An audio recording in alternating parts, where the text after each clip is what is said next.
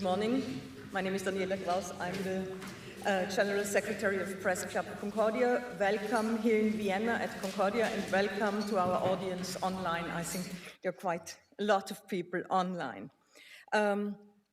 Welcome to today's event with Russian independent journalists in exile and in Russia. This is an event in our series of seminars and talks, to put it very simple, to understand what's going on. As all of you know, the terrible war is also an information war. And independent journalism in Russia has been silenced and under threat for over a decade or even more.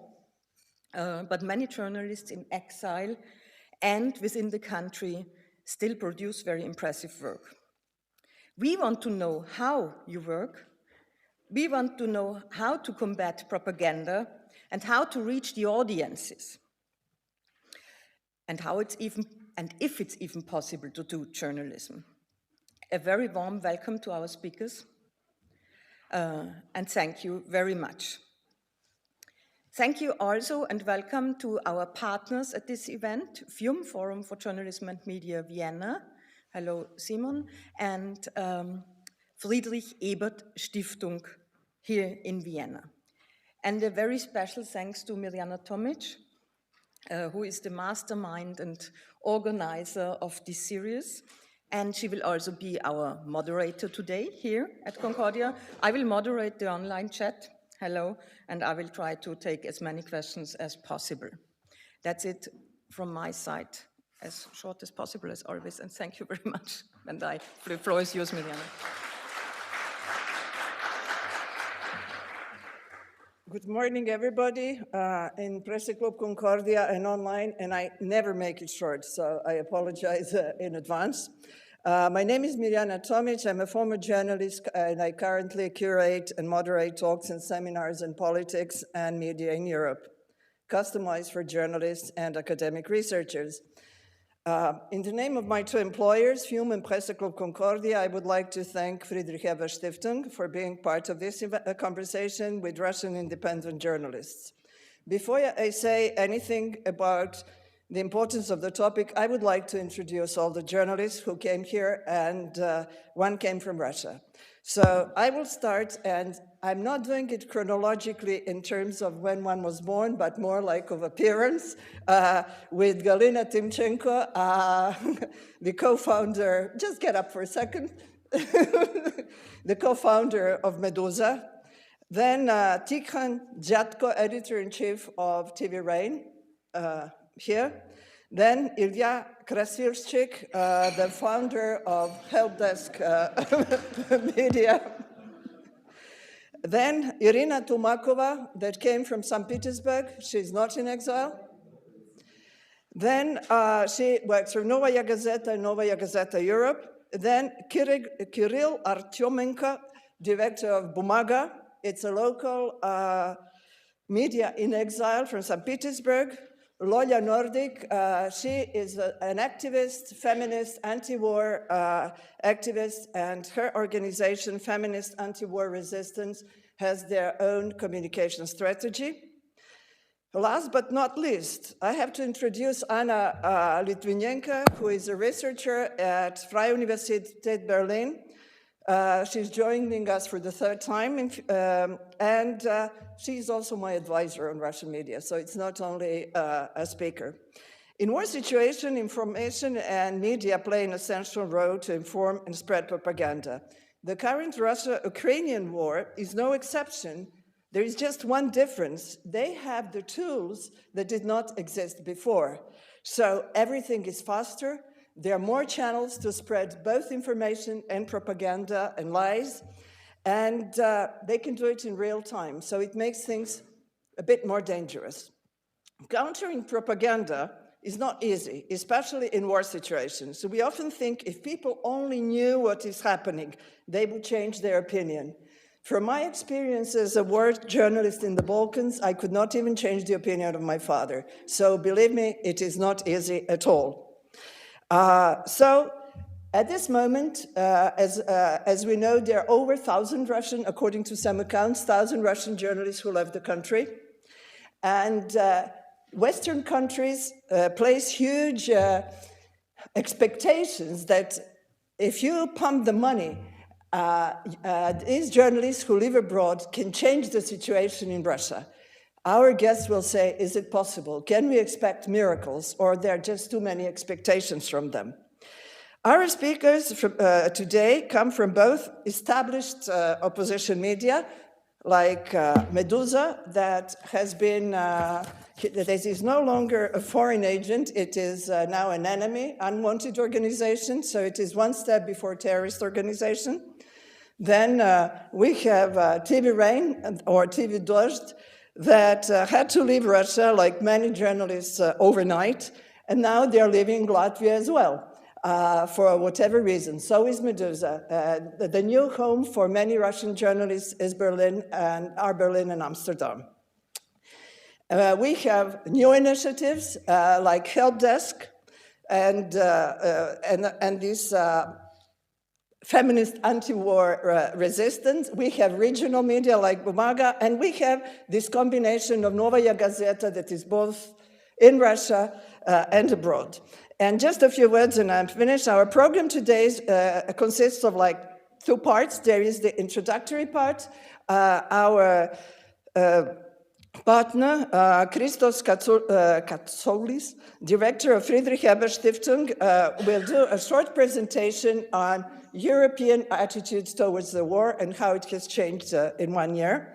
And then Anna Litivinenko will do a brief overview of who is who in the Russian media landscape, because there are people who stayed in Russia and, from what I understand, are still doing some sort of independent journalism. Then we shall have two panels. With panels, of course, I will moderate the first panel, Anna will moderate the second panel, and with panels there will be plenty of Q&A time. At the beginning we shall not have it because the colleagues from Friedrich Ebert Stiftung are in Vienna, so whoever wants to talk about their study, they are welcome to do that. So, Christos, please, the floor is yours. What do Europeans think about the war? Please.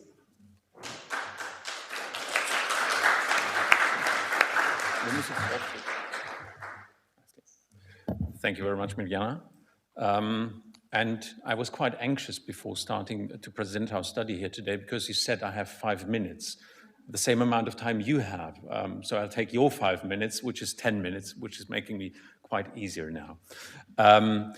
Thank you very much for inviting us. When we said that we wanted to cooperate on this seminar, for us it was very important to do this together with Presse Club Concordia and FIUM, because we believe that the peace architecture in Europe is very much influenced also by perceptions. And therefore, we thought before starting this debate, we'll give you a very short, a very brief insight, a spotlight, as to say, in our big study, which we published at the Munich Security Conference, the Security Radar, because it shows you on what kind of Russia we're talking about in Europe. It shows you how perceptions have changed and how Europeans right now perceive Russia and how we see a convergence of views here. The study is based on a representative poll in 4 countries. It's done in Poland, Germany, France, and Latvia. I will bombard you with a few numbers, but important are the trends. If you want to look at the numbers more thoroughly, go to our website. It's peace.fes.de, and you'll find it there. So what we see is a convergence of threat perceptions. If we have done a poll in 2021 and one in 2022. And what we see is that in France and Germany, the view on Russia was quite benign, as to say it like that, in 2021, and that has changed. We now have a view that Russia is a threat for all these countries, in Germany, in France, as well as in Poland and Latvia. And the same thing applies when you ask people, do you think a military confrontation between Russia and the West is possible? That was unthinkable in Germany and France, especially before the war. After the war, this has changed. There is now fear and concern in these countries as well.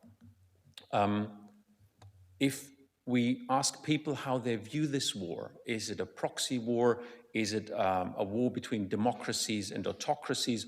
Or is it a war about the territory of Ukraine? it's the violet part, the bigger part.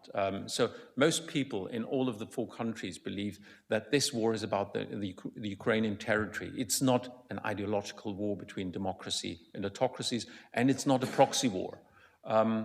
And the second thing that we see developing slowly inside the populations is this belief or the assessment that we're moving towards a kind of a new Cold War setting.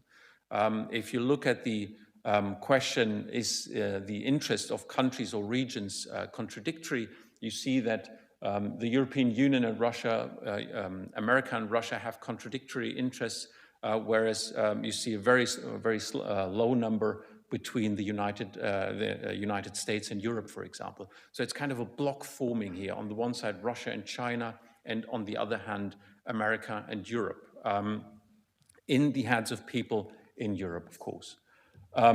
We do see, and I understand that especially you in the back can't read anything here, but there is a convergence in response. There is a general agreement that people want to widen sanctions, and that has been the case now in all 4 countries. There is a general sense that people want to decouple from Russia, that is the yellow blocks in the middle. On China, the question is a little bit more difficult, so that is a harder nut to chew on in the future. And there is also a belief that we should raise our military expenses, which is the block on the right here. But this convergence doesn't lead to convergence also in responses. Because if you ask people, do you believe that the Eastern enlargement of NATO or the European Union is a problem, there you see the difference again. In Germany and France, this Eastern enlargement is perceived as a threat, whereas in Poland and Latvia, it's different. So the question, and that is the next question, do you want that Ukraine joins NATO? Do you want that Ukraine joins the European Union? Is answered differently in the 2 parts of Europe, and we take them as pars pro toto for what is going on in Europe. So the question that will coming up in the future on how to deal with this region and how to deal with this region between Europe and Russia will be a hard one to answer. Another difference that we can see is in the aims that should be pursued in this war. We took here a question from the European Council of Foreign Relations, asking, do you want to pursue peace, even if that means compromises for Ukraine, meaning territory concess to Russia, or do you want justice, even if that means more Ukrainians killed and displaced? The left one, the violet part, is the peace camp, and the right one is, the yellow one is the so-called justice camp. But what you can see, and I think that is also kind of a positive outlook, is that especially in Poland and Latvia, people don't want to decide between these quite harsh and simplistic choices. So there is a differentiation in viewing this kind of war, but we see that there are different objectives, and that needs a debate inside Europe. Last point here, leading us a little bit into the debate. What does it mean on a broader, on a global level? What do people believe this war is doing in kind of global balances? Does it strengthen parts of the world or not? And you see clearly that people believe that NATO is strengthened, that's the blue part, that the US is strengthened, that's also the upper blue part, and that Russia, which is in the middle, and the red part is weakened very clearly. The European Union is viewed kind of static, neither strengthened nor weakened, and China is also seen as kind of strengthened by this war. So we're moving in the minds of people to a world that is kind of divided into blocks. We have a strengthened United States, we have strengthened China, we have a strengthened transatlantic bond with NATO, but we have a clearly weakened Russia, a Russia that is perceived as a threat, and we don't see many responses in our poll, which is far bigger. We have a 60-page study, and I kind of compromised that into 5 minutes now. We have very, very few answers that show that people believe that we can cooperate or that even Russia can change in the future. If you want to see a little bit closer into it, and I won't go into the challenges, just visit our website. And thank you very much for your attention.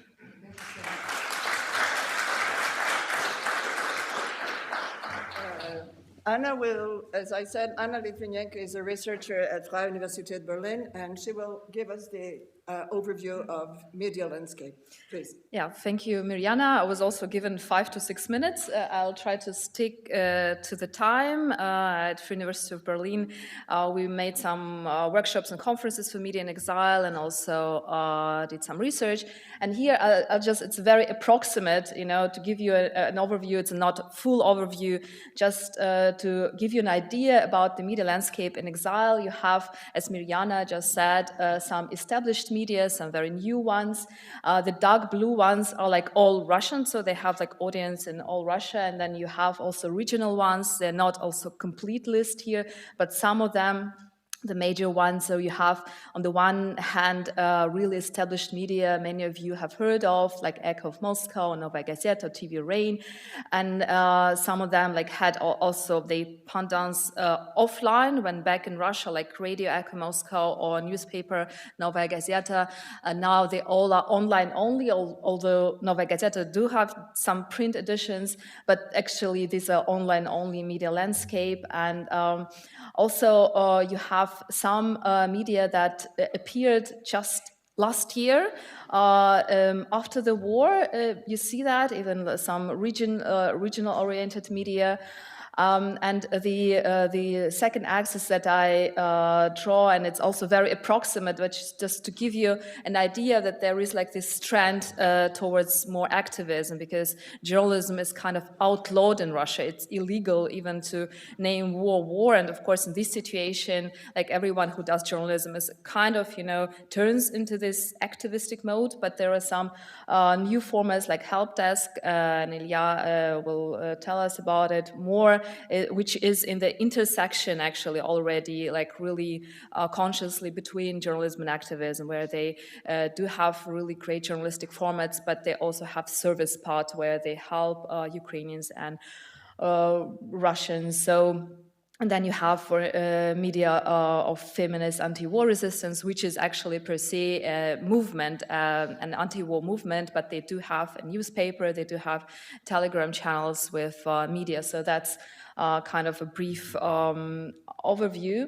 And I would just name a few major challenges to start our discussion today, maybe. So what are the major challenges media have to overcome in exile? You have a really hard access to audiences in Russia, and that's not only because of banning of media, or banning also of access to social media, which is the only way to access now, like one of the few ways to access audience. Meta, as you know, Facebook and Instagram are now extremist organizations in Russia. You have to use VPN, so it's kind of additional barrier for people, but also self-censorship and maybe unwillingness of the audience to reach out to this media. Then, of course, you have a problem with information verification, as the majority of journalists are in exile. Of course, there are people who may be willing to help as freelancers, but how do you work with them? How do you verify information? How do you verify their professionalism?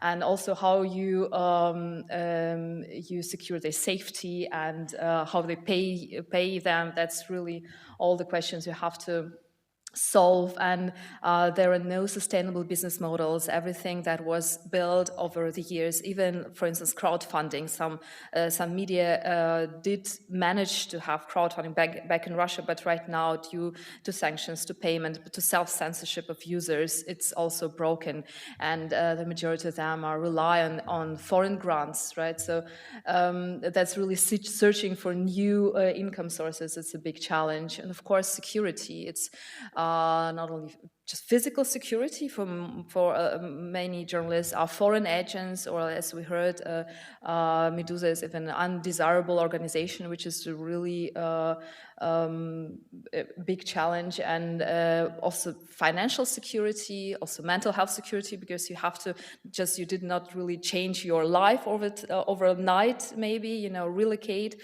You have to deal on the daily basis with these hard topics, with war, and also you don't have any security. The majority of journalists can just plan for several months, not more.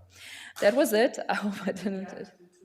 Yeah, the gap, yeah, okay, Mirjana also, because we discussed with her also this gap, which is, I guess, growing between people who stayed in the country and who left, even though they have like similar values, they are anti-war, but actually, and maybe we can talk about it also in the second panel, kind of this idea of how you can, how you can talk about us in Russia, like being abroad, how to not to become this migrant media. I think it's a big fear, and how you not get detached from the audience, but also not detached from your colleagues there, because like this gap and this, and it's very sad because it's the Russian opposition is not united, has never been, but this gap between people who stayed and people who left is also growing. So yeah, that was a short overview.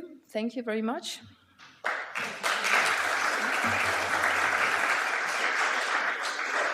Thank you very much, Anna. And now I would like to invite Galina, Tikhon, and Ilia to start our first panel.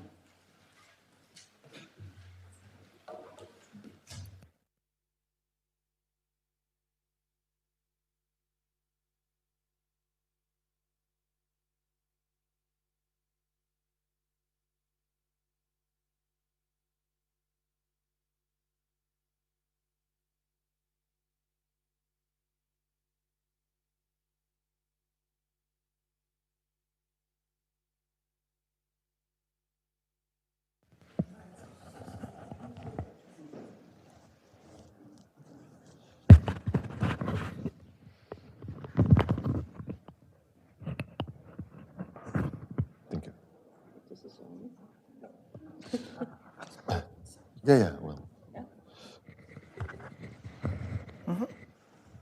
Thank you. What?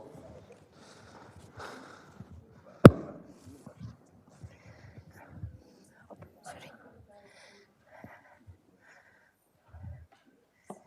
Well, the speakers at this panel are, let's say, the reference of independent journalism in Russia, and Ilia is also a reference of starting something totally new, and he will talk about it. So my first two questions will go to Galina, who is the co-founder of Meduza. I think a lot of us read Meduza regularly, and I should say that Galina left Russia in 2014 because at the time she called the Russian entrance or invasion of Donbass an invasion. She had to leave the country, and she founded Meduza, that has become a reference for many of us as the independent source of news, but actually her main audience was a Russian audience. In the meantime, things have changed quite a bit. And so now Meduza is no longer, like other media, has to depend on foreign grants. Meduza is leaving Latvia, where it has been since 2014, more or less, transferring, you will explain, to Berlin and Amsterdam. TV Rain, it's a bit of a different story. It was an independent, the only independent TV channel in Russia, launched in 2010. Tikhon is editor-in-chief. They had to leave, I understand, overnight, and everyone saw how you were playing Swan Lake when you're leaving the office. I understand Swan Lake was the music that was played on Russian TV when dignitaries died. No, it was played during the coup. Oh, I see. Cool. You relocated to Riga, and now you're moving to Amsterdam. You said, not you personally, one of your anchors said our army, and in reference to the Russian army, and it was the cause for you to lose the license. Before we speak about Helpdesk, which is a bit of a different story, as I was preparing for today, I saw a lot of talks with both of you for different media, and I thought, everyone has so much expectations that you can do miracles with the Russian audience. Are miracles possible? Are there too many expectations? Galina. It depends what you call miracle. It seems to me that in such toxic environment, our existence and our reaching audience is miracle as well, for sure, because 1 year ago we were labeled as a foreign agent and we lost our revenue, 90% of our revenue, and we started crowdfunding campaign, and we were more or less successful. And I could say that maybe it was the most successful crowdfunding campaign in Russian media history because 177,000 people supported us financially. And then the war started, and Western sanctions were imposed, and we lost our crowdfunding campaign totally. At the 4th of March, we stopped receiving payments from Russia. It was a financial breakdown for the second time in 1 year. So, and then a week after the war started, we were blocked inside Russia. It seems to me that from Kremlin perspective, we should die more than twice. But we survived, and it's a miracle. And still we have millions of our audience because when in autumn of 2021, we realized that our blocking is just a matter of time, and we started preparing for this. We started huge promo campaign for our platforms, and we upgrade our mobile application, and now it has 5 built-in mechanism of bypassing blocking and works perfectly well inside Russia. So when Meduza was blocked, we lost more than 40% of our website audience, but we doubled our audience in our other platforms and tripled audience of our mobile application.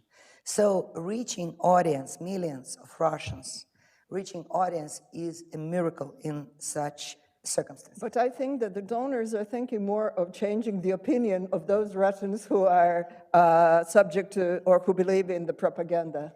Yeah, sure. And every time when I speak at the conferences or meet with foreign donors or NGOs, they say, how could you reach audience who are under propaganda? And I have to say openly and clearly that it's not my task.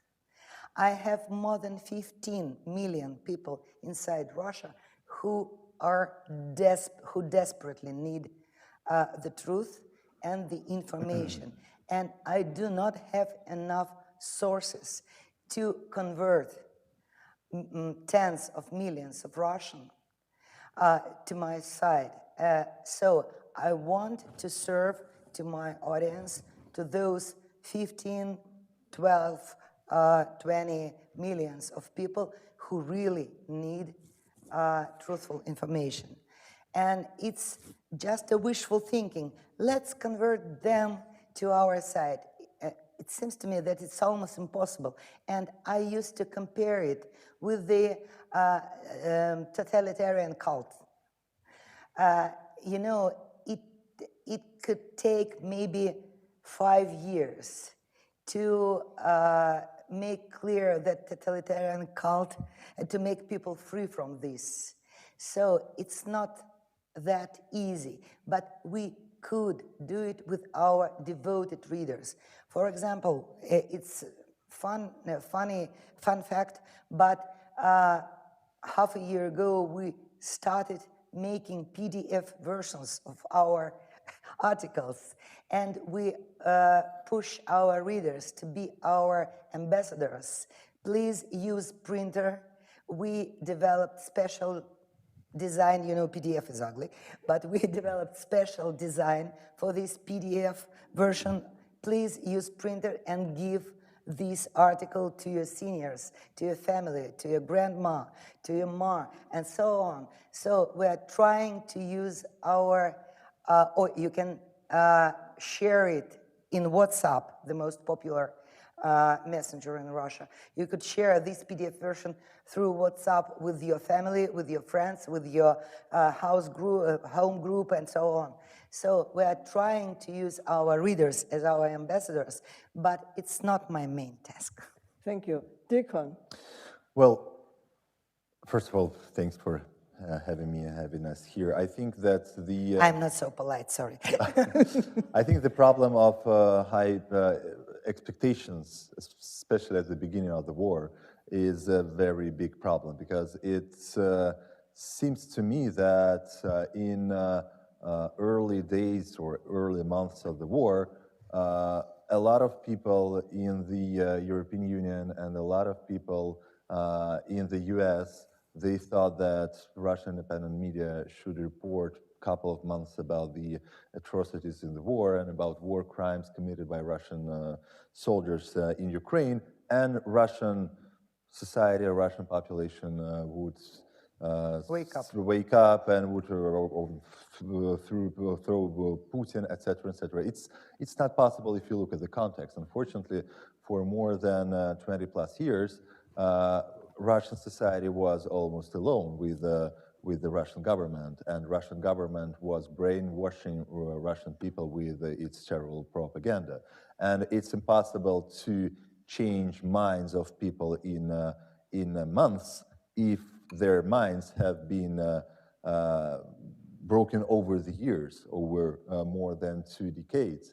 And I think we have two steps now. The first step is what Galina was telling now, is how not to lose this audience which is not infiltrated by the propaganda. Because, for example, TV Rain has been off the air since March till July, and we know a lot of stories how our viewers, our core audience, who has been watching TV Rain over the years, just in a couple of weeks after not watching TV Rain, they started to watch propaganda, and they changed their minds in weeks, because it's much more easier to change your mind from independent information to propaganda rather than from propaganda to independent media, because the picture of reality drawn by propaganda is much more plausible. It's better. Your life is much better when you watch Russian state TV.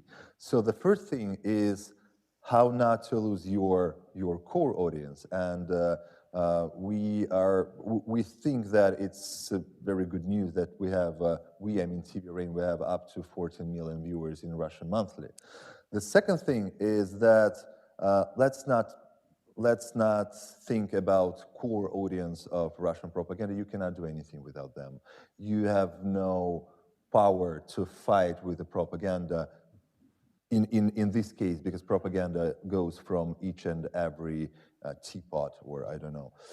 Let's talk about the people who are in between. And this is the biggest part of the society in Russia, people who are between these two flanks, independent media, Russian propaganda. These people in between, they are in denial, nothing is absolutely obvious, or these people, they just want to live their own life, not knowing about the war and not knowing about what is actually happening. And to us, to TV Rain, and I think for almost all independent media in exile in Russia, this audience is the second priority, how to talk to them and how not to let them to go to this flank of Russian propaganda, and how to take them with you. Before I come to you, just a second, just a follow-up question. What does your audience, the one that you want to keep, want to hear? Are they sick of listening about the war? What are your main topics? Do they want to move on? What are your, what is your main content? Is it the war? Is it not the war? And who is your audience? I understand that about 1 million Russians left the country. Is your audience inside the country, outside of the country? And I also hear there is a growing gap. So. These are very important questions. We just spent 2 days talking about it with our colleagues.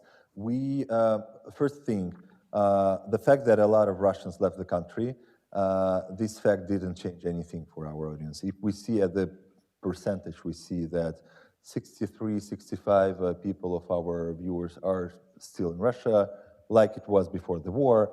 Then goes Ukraine, Belarus, Germany, United States, etc., etc. This is the first thing. The second thing, very important, unfortunately, and it's obvious, this is not subject to blame someone. People in Russia are tired of the war.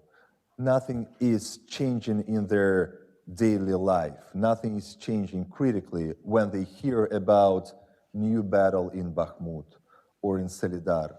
And if you feed them with this information, they will tell, okay, this is the story I heard yesterday, and I heard it 2 days ago. I think the most important thing is to tell audience that this war is about them. What do I mean? The prices for cars are becoming higher. They do not think about the war. They think about the fact that it's not easier to buy car. Today it's less easier to buy car than yesterday. Why? Let's talk about why. Or they want to go with a kid to a movie about something. All the movies they could watch are Russian produced because international movies are not allowed to be broadcasted in Russian cinemas, in Russian theaters. Why?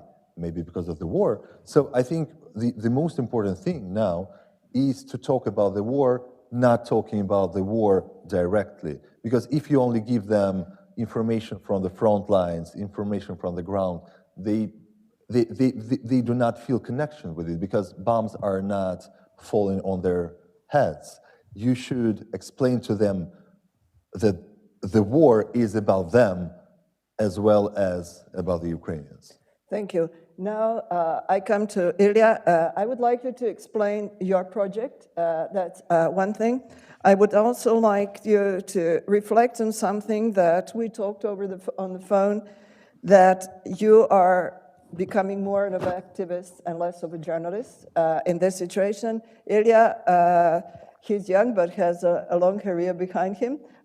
He worked for Meduza as well, so he was a journalist.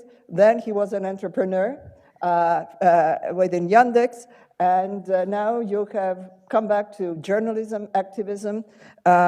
He has just moved from Tbilisi to Berlin. Please explain your project, because it is about the war, and he is on the list because of a criminal prosecution, because he was one of the first to reveal in Russia, from what I understand, about the Bucha massacre. Ilia. Thank you. Sorry, may I interrupt? Actually, you have two co-founders of Meduza here. But he's so young. I'm still young, Galina as well. Yeah. Okay, sorry. Maybe I'm an activist, but I'm still a journalist, so that's why will answer your question directly as all journalists do, but start with some background here. So yes, surely, thanks. I was in Meduza till 2018, and I left this wonderful, happy, middle Russian landscape for a couple of years. Completely non-toxic and the perfect place here to work. So when I was there, when I was a publisher of Meduza, and Galina surely remember this, we made a lot of speeches about the perfect storm of Russian media, about crisis of empathy, of a lot of such things. And so I left journalism for 3 years, and the war started, and I came back, and I just remember the topics, and I think, perfect storm. Okay, same thing, but please add no money income at all, everything is blocked, and so crisis of empathy, we didn't know what is the real crisis of empathy, because after the 1 year of war, we can compare it, but I think people don't want to know anything about the war anymore. And we see that, so when the Bucha started, it was like horror for everybody. Everybody read about it. Then, when you see another massacre in another city, it doesn't bother people. When you see the bombing of the house in Dnipro, yes, this is a story. After the next day, there is a bombing in Kramatorsk, nobody is interested in it. So the crisis of empathy is fantastic. And that time, I remember all these conversations. You need to fight disinformation, you need to change the minds of people. It was impossible that time. Surely it's impossible now. I think there is the only way to change people's minds is to switch off the TV. And if we're journalists, it's impossible. Even if we're activists, it's impossible. But this will change anything. We can only work with people who are against the war already. And actually, even we see the public polls. And I'm going to your answer, sorry. And we see the public polls, we'll see that, which are completely false, but even on these polls, we see that tens of millions, dozens of millions of people who are against the war. And this is more than Meduza audience, this is more than, I think, all audience of the independent Russian media, yes? How we can work with them.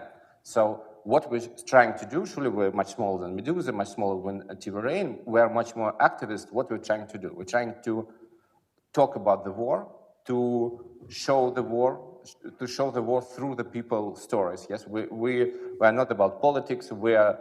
Our main story is how people trying to survive the war, how the Russian army destroy people's lives. Yes, so we're trying to show people. Yes, so we should show people stories, but we're also trying to help people. So Helpdesk have two parts.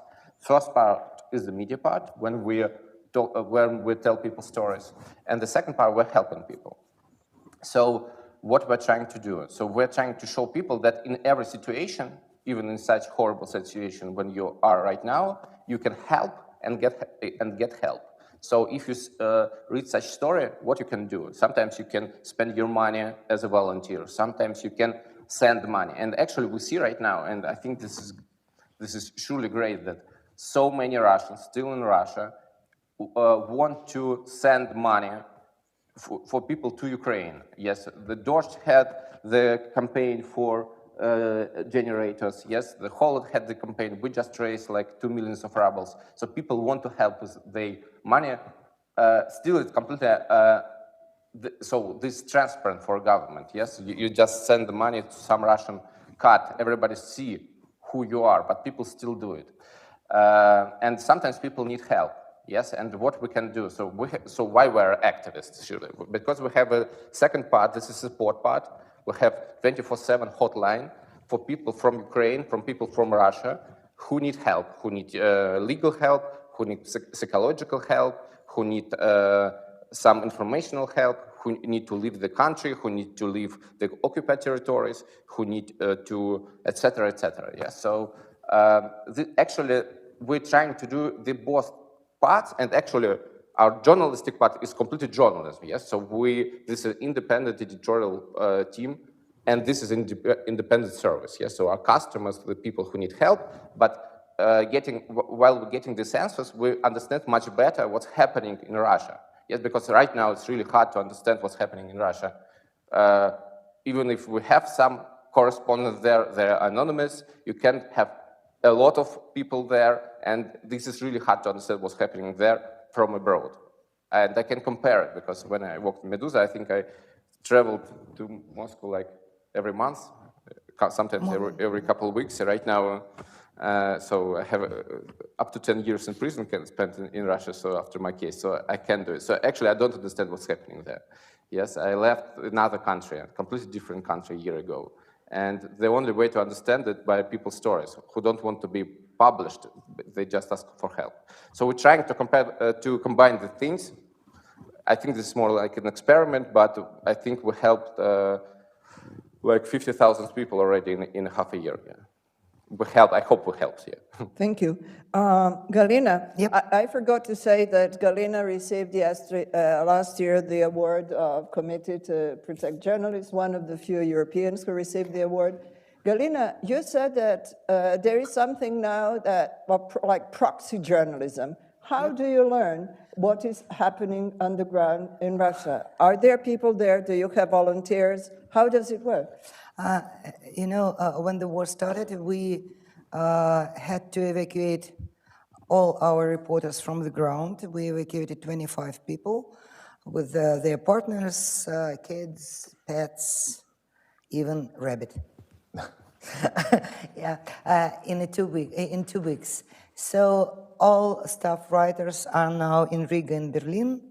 But when we started Meduza, we organized a summer school of journalism. So we built big network of journalists inside Russia, and now they are working for us. Now we're undesirable or unwanted organization, and any cooperation with us is punishable. from a fine of 500 euros up to 6 years in prison if you help us financially, if you have a Russian passport. So now we are working, we call it proxy journalism or proxy reporting. We have our reporters here in Riga and Berlin. They are searching databases, they are searching for topics, they are calling, they do all this ground research work, and then they get connected with the people from the ground. One person, one task. You call one journalist and ask him to go to this place and see this building, or to go to this event and ask this question, to call these people. So it's like a mosaic. And then we gather it, and we call it proxy journalism, and it's the only way to make reporting from the ground.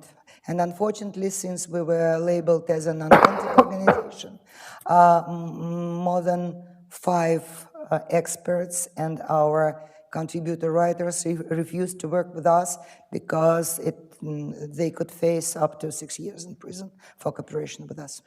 I would just like to say that I invited a couple of journalists from Russia to come, and they told me, I think they're online, I'm not sure, they told me they cannot sit next to Galina at the same panel. They would have liked to come, but they just could not sit because that is a criminal offense. Yeah, actually, we have 2 criminals here, and yes, I'm not convicted. yeah, and he's okay.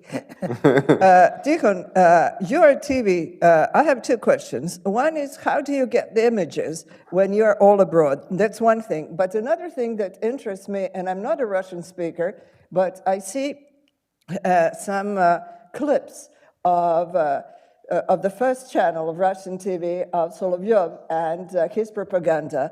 And when I hear what they say during these debates and what Margarita Simonyan, the editor-in-chief of Russia Today, says, I'm just wondering, do they believe what they say? Because they're like bombing Berlin one day. Do they believe, or they get drunk afterwards? I really don't know. Do they believe it when they say? That's one question. And the second question is, how do you work? How do you get images? TV is all about images. Well, as for Russian propaganda figures, frankly, I don't know. I think part of them truly believe in what they're saying. Part of them made themselves believe in what they are saying because they don't have any way out of the situation. The only way is to the prison because they are war criminals, and the only way for them that they have is to stick with the situation and continue doing what they are doing because they would die with the regime. They have no way out of it. But I'm not a shrink. I don't know what's in their heads.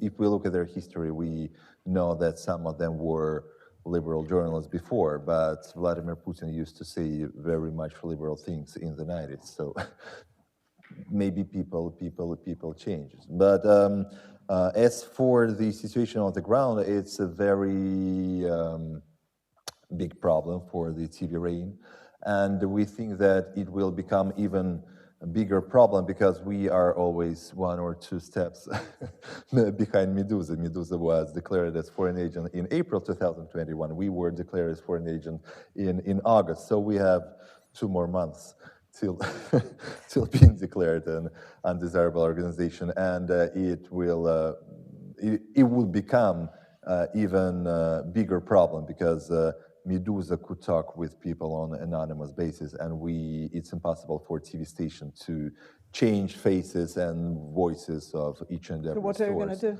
Well, we don't have all the answers. As for now, it is still possible to get footages and get pictures and get comments from Russia, thanks to brave Russian independent journalists still working within the country, especially in the regions.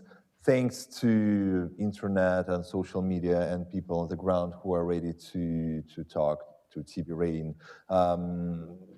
Thank God it's not 1975. We are not radio liberty. There is no Iron Curtain yet, and internet somehow works in Russia. But we see obstacles every week. For example, a couple of weeks ago, we were filming a story about Belgorod region. It's the region on the border with the Kharkiv region in Ukraine.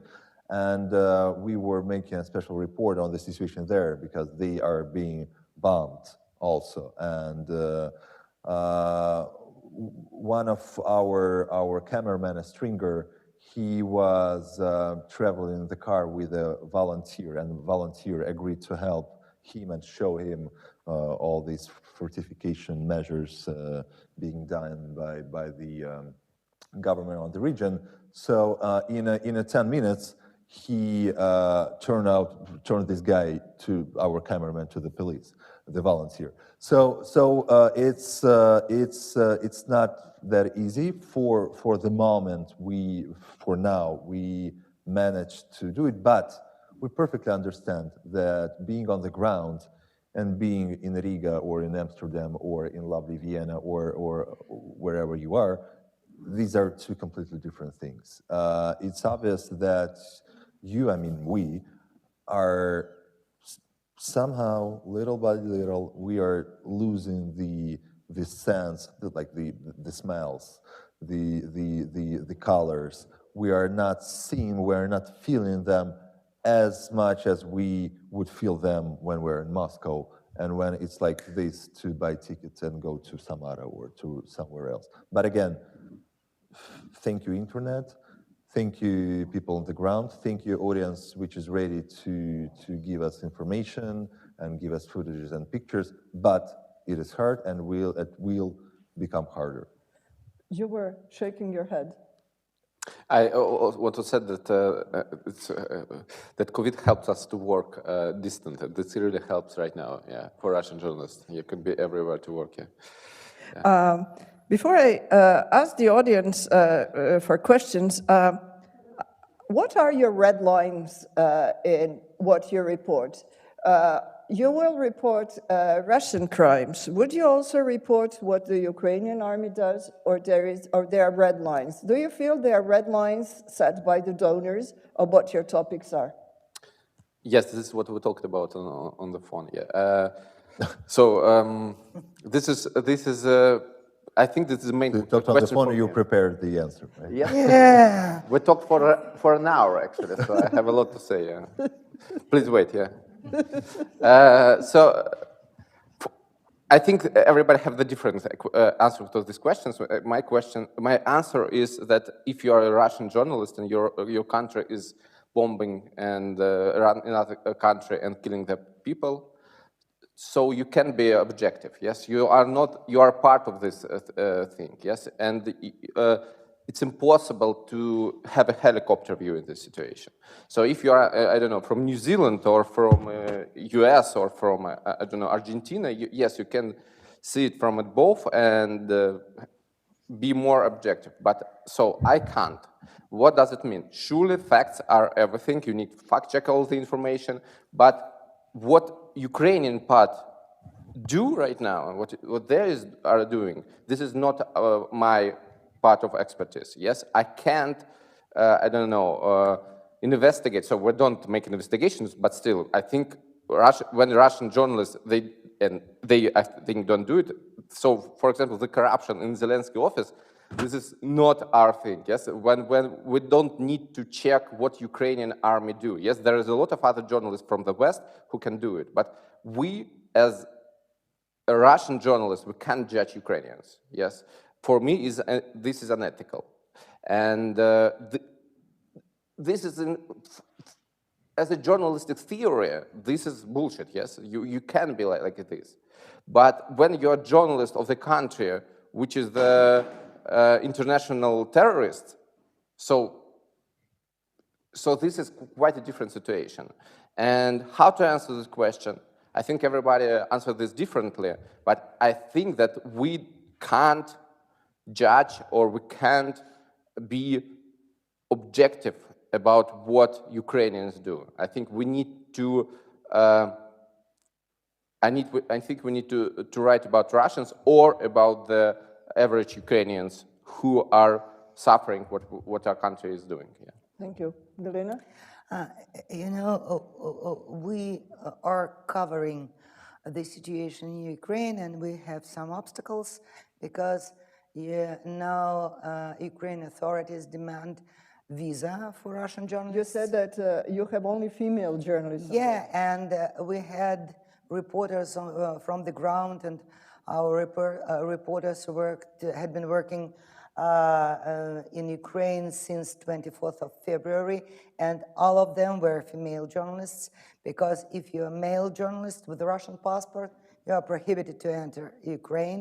So we see this war through women's eyes. And all reporting from the ground were made by female journalists. It's very important. But now Ukraine demanded visa, and we could not obtain visa.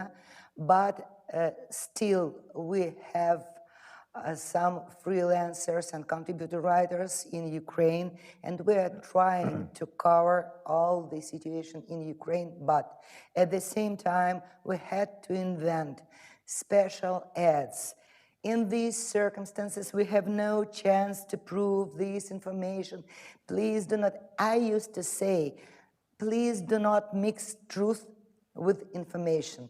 And now every hour message from Ukraine is, we add these special words. We could not prove this information. In these circumstances, please be careful. Please do not mix truth with information. But do you have a red, you wanted to add something? Yeah, I'll add that later. Do you have a red line, something you cannot, what are the, do you think the donors expect something that you tell that is not exact? Never heard from donors. The main donors' concern is how to reach audience under propaganda influence, nothing about Ukraine. And I know for sure that even in 2014, I tried to reach my Ukrainian colleagues and said, guys, we're professionals, let's collaborate, let's cooperate. But, you know, 8 years later, it's so hard, and I have no right to judge them as well. Thank you. They do not want to cooperate with us, and it's totally understandable.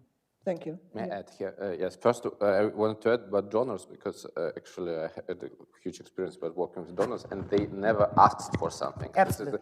This is the Russian audience think that donors ask something and we need to do something for them. They never ask. They just say, do your work, please, and do it independently. And thanks a lot for donors for that.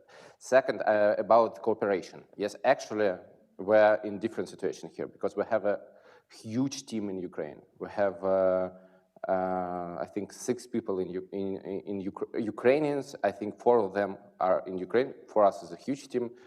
They're in Kyiv, they're in Odessa, they travel through the country, and we have a wonderful cooperation. The interesting thing is that all of them are anonymous. Yes. So, and this is an interesting situation, because our Russian team is mostly also anonymous, because they are afraid of the government. And our Ukrainian team is anonymous because they're afraid of the reaction of the society. Public opinion. Public opinion. And so in this we are together, yes, we are all anonymous. So, but in this level, yes, when it's not public, the cooperation is great, it's still great. People understand each other, journalists work together, and they meet, and that's totally okay. But this is really important. We have a huge team in Ukraine, and you know, we work in Slack, like I think everybody, and we have a channel there called Context. So if we have an idea to write about something from a Russian part, so we ask our team there. So we think like this: what is your point of view? And every time we think about something with Ukraine, looks like we understood this completely different. So this cooperation is very useful right now. Thank you. Would you like to add something? And please prepare your question, and then, yeah. Well, I would say that the main red line for TV Rain is which media you are. TVRN is a Russian media. And of course, when there is something, events in Ukraine which are of public interest, you should report on it. For example, a couple of months ago, there was a story when the video appeared where it seemed that Ukrainian soldiers killed Russian prisoners of the war, and we reported on it. And then, after the investigation, it became obvious that these prisoners of war, they violate the rules, because one of them was with a gun. But when we're speaking, for example, about corruption in Ukrainian Ministry of Defense, about scandals in Ukrainian Verkhovna Rada, Ukrainian Parliament, we have our corruption in our Ministry of Defense, and we even have our own parliament. So-called. Yeah. The main idea of Russian propaganda over the years after the revolution in Ukraine was to make Russian state TV Ukrainian TV, was to tell to the audience that what is happening in Ukraine is almost happening in our country, in Russian Federation, because we were hearing the situation about Ukraine in each and every detail. Russian audience of Russian state television knew names of members of Ukrainian parliament better than names of members of Russian parliament. So the most important red line, are you Ukrainian media? Then you report on Ukrainian problems. If you, or you are Russian media, TVRN is Russian media, and we should report on Russian situation. But again, if public interest tells us that this story is that huge that we should report about it, then we would. Thank you very much. The audience asked questions. Andrei, 2 questions from Presse Club Concordia, then we go the questions online. Andrei, please introduce yourself. Yeah, good morning. My name is Andrei Richter. Good to see you. I have a question not about journalism in exile, but about journalists in exile. And what would you name, Ilya, first of all, but also Galina and Tikhon, would you name 3 to 5 main problems that the journalists, your journalists, or journalists that ask for help need here in the West? What are the professional problems? What are the personal problems? I'm interested because also I'm involved in a project of the Council of Europe to help you, and I want to know your opinion on that. Thank you very much. Thank you, Andrei. One more question. Is there? I see a hand in the back. Please get up. I don't really see you. I see the hand. Hi, I'm Reinhard. I work for the Ebert Foundation in Riga. A couple of you I met. First of all, I would like to thank you. I think you're doing extraordinary work. It's so easy to say, you know, working in and around Russia, incredible.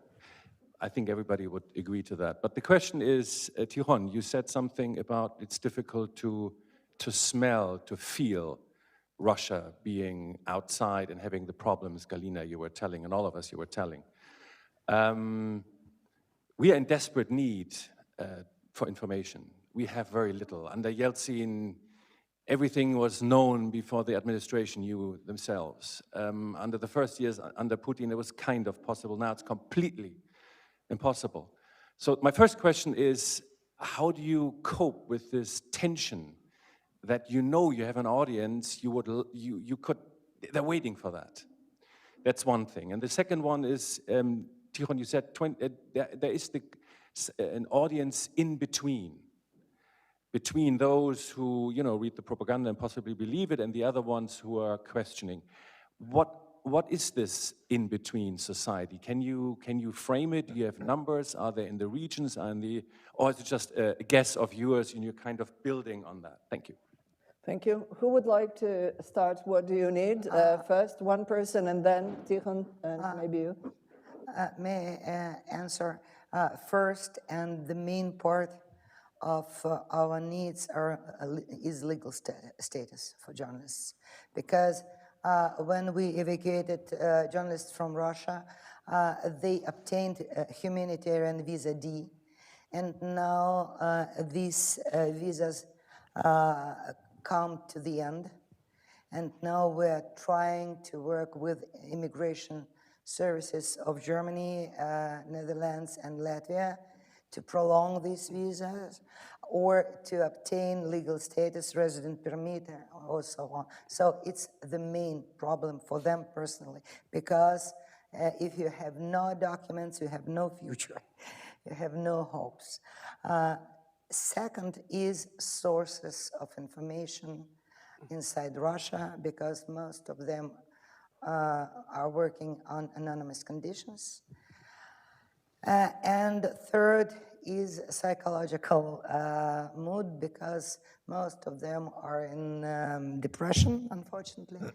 And we totally understand it, and we obtain a special grant for psychological help for our reporters. But it seems to me that this team spirit is declining, because we have no access to reliable statistics, country statistics. We are blocked in Russia, so we could count some audience, but previously you publish some article and you see feedback. And now we, every month we write a letter to our subscribers and to our ex-donators. And once we ask them, guys, we have a feeling that you stop reading us or something like this. And we received more than 1,000 answers from our readers. Yes, we're so tired of war, but please go on. We promise we will start reading you again. But please, we're so tired. We have to choose strategy for everyday life. We're tired of bad news. So you have no feedback as previously. And now we're an unwanted organization. Meduza is an unwanted organization. And even sharing our content is illegal, even commenting. So our team has no feedback from readers, except those letters. And thank you. That's the problem. Even if you don't have a feedback, then it's a disaster for everybody, because Meduza is huge, and the feedback is the main problem right now. I think because journalists, this is the more important for them than the money, to have feedback for what they do. My answer is that I'm totally agree that legal help. It's not only about help. At least don't. Sometimes it's not about help, but don't bring us more problems with the legal. Because if we're talking about the Eastern countries, Eastern Europe, sometimes, so this is a problem that you're Russian, and that's why you need to do much more. Yes, and this is not somebody will help you. This is quite an opposite situation. For example, we have, and it's not only about Europe. Right now, the situation that we have a journalist, her name is, she worked for Meduza, actually, for Dozhd, Ksenia Mironova. Her fiancé is Ivan Safronov, who is jailed for 22 years in Russia, and he came to Warsaw to get a US visa. And because she is a Russian journalist, she is on the special list, so she will need to wait for this visa for a couple of months. So this is not only about help, yes? Actually, I see that in Western Europe, everything is better. Yes, for example, in Germany, you can obtain a humanitarian visa. You, as a Russian, you're not in some special list for people who need to double check. But still, it's a huge problem. Yes, still it's a huge problem. Actually, I think the journalists are the one of the most privileged Russian type of Russians. Yes, activists and journalists. Yes. We can obtain a humanitarian visa, but it's hard. So when I think about some other Russians who don't work as a journalist or activist, but are against this, and they are in need, so for them to leave Russia is hugely difficult, hugely difficult. this is one thing, and so legal help surely. Second thing, I think this is money actually, money for work and money for antidepressants. Yes, so two parts of money. I told yesterday to Mirjana when I came to Washington D.C. to receive this CPJ award, the main award. National Security Service interrogated me for 2 hours, and who am I, and so on. And at the end, they say, "Congratulations for your award, and could you give us an advice? Name people who definitely should not enter United States." And I say, "Okay, I'll prepare a special list, but my ex will be the first." Tikhon, please. Well, I agree with Galina and Ilia. But you were also asked other questions. Yes, I maybe did not get the first question, so I will start with the second. It's based first on, I mean, all the sociology in Russia does not exist. It's impossible to have a sociology in a fascist state.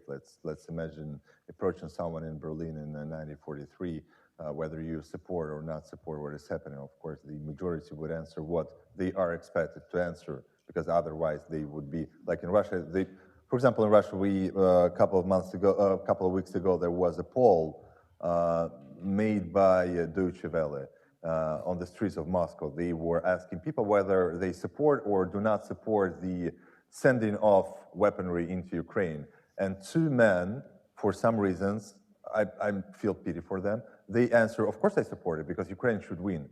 Now they are being prosecuted by the police. And with all due respect, I don't understand what was in the heads of editors of Deutsche Welle to publish. Because they show their faces. Because they show their faces. Even if they told them that, guys, we are filming you and it would be broadcasted, I think journalists should be a little bit wiser. Smarter. Yeah, so there is no sociology, and it is based on what some specialists say. It's based on our observation, and it's based on the history. Because, for example, when I talked to Bernard Guetta, who is a member of European Parliament from France, he told me about the situation in France during the war in Algeria.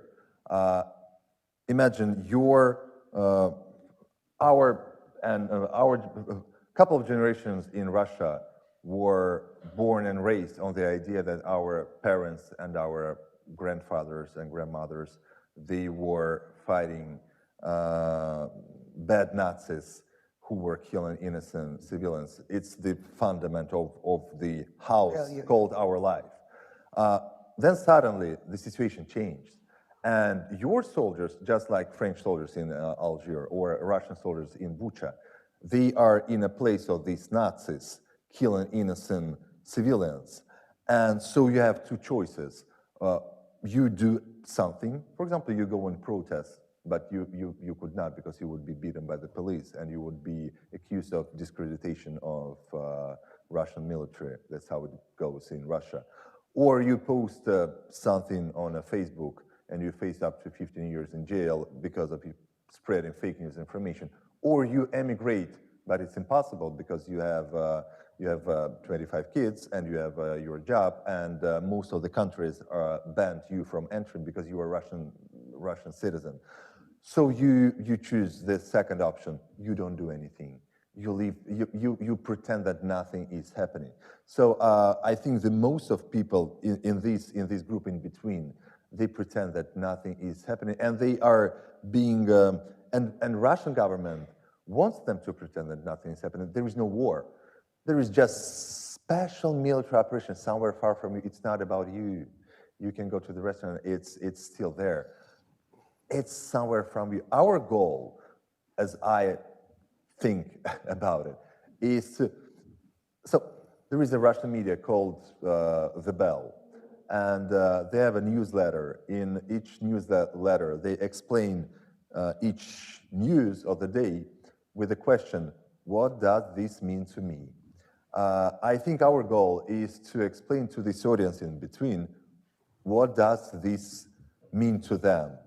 And our goal is to explain to the Russian audience in Russia that this war, even if it is so far away from you, even if your relatives were not sent there and were not killed there and did not kill anyone. Even if you don't have friends in Ukraine, even if you did not vote for Putin, and even if you do not support this war is still about you in a different ways, with your daily life, with you.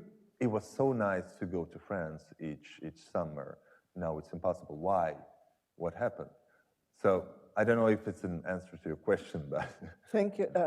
The thing is, we have more questions. I'm a little bit really brief. I think that it's important to say that the polls is not about people's thoughts; it's about people's choices. In a libertarian country, people choose the safest option. So the safest option is to be agreed with the government. So what does it mean? It means that when the government will change, when Putin will die, everything will change. Yes, people. This is not people opinions.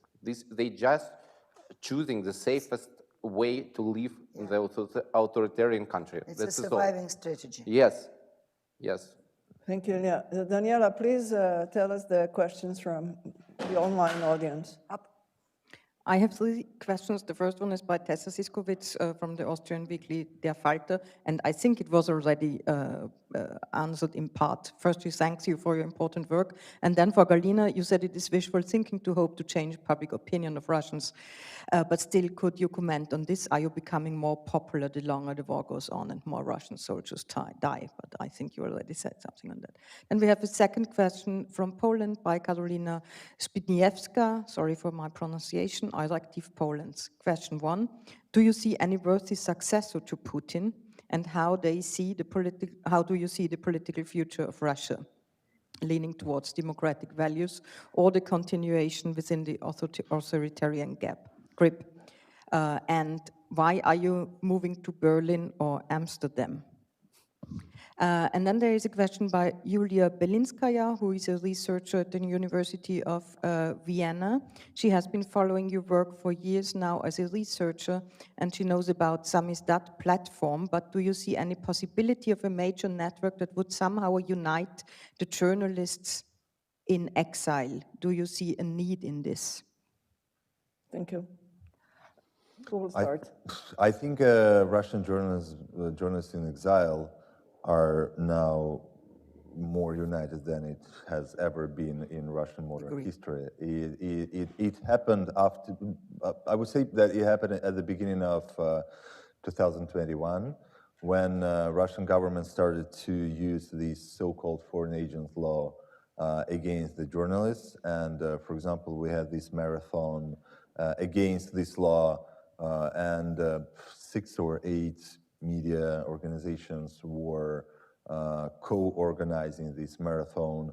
And of course, after the beginning of the war, Russian independent media in exile or not in exile became more united than before. We are not competing now. We are not like fighting on social media each and every minute with each other. We have same goals. We have a same enemy. And we understand that we should be together here. How about this question about the future, political future of Russia? $1 million question. May I first answer about relocation? We are not leaving Riga. We're just spreading Meduza's unit all across Europe. Our headquarters is still in Riga, and we will stay here as long as we could, but we just want, Riga is too small to be safe, frankly speaking, and we just want to spread our units all across the Europe to be sustainable and to continue broadcasting whatever bad could happen. Well, TV Rain is also moving from Riga because something happened. We had headquarters in Riga, and we had 2 small studios, one in Amsterdam, another in Tbilisi. But unfortunately, we were getting a lot of obstacles from Latvian government since our relocation. Also, TV Rain made a couple of mistakes on air, And as everyone in the world, we are not perfect. But we think that the reaction from Latvian government, Latvian media regulator, was inadequate to these mistakes, and our license in Latvia was revoked on December 6th, and now we are in a legal process with a regulator in the court. But in the meantime, we received the license in the Netherlands, and we say thank you to Dutch government for providing us with this license. And now, due to having this license, we are moving our headquarters and most of our staff to Amsterdam. And it's not a good news because we spent a lot of money, a lot of donors' money to relocate to Amsterdam, to establish there, to settle down, to Riga, to settle down, to buy equipment, etc., etc., etc. Now we have to do this thing once again. We will keep part of our team in Riga because it's impossible to take 60 people and to relocate into Amsterdam. Amsterdam is much more expensive than Riga, apartments, salaries, and everything, etc., etc. Again, this decision by Latvian media regulator, in my opinion, was inadequate, and we thank Latvian Association of Journalists who supported TV Rain here, and also think that this decision was inadequate, but we have what we have, unfortunately. Yeah. So no thoughts about a political future of Russia? You know, I just do not want to make a prognosis because I used to say, and I'm very fond of so-called negative thinking. So you have to be prepared, you have to decide what next could kill you.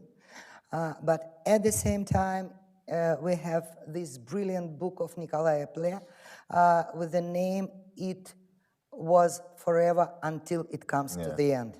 Nobody knows, frankly speaking, how and when it comes to the end.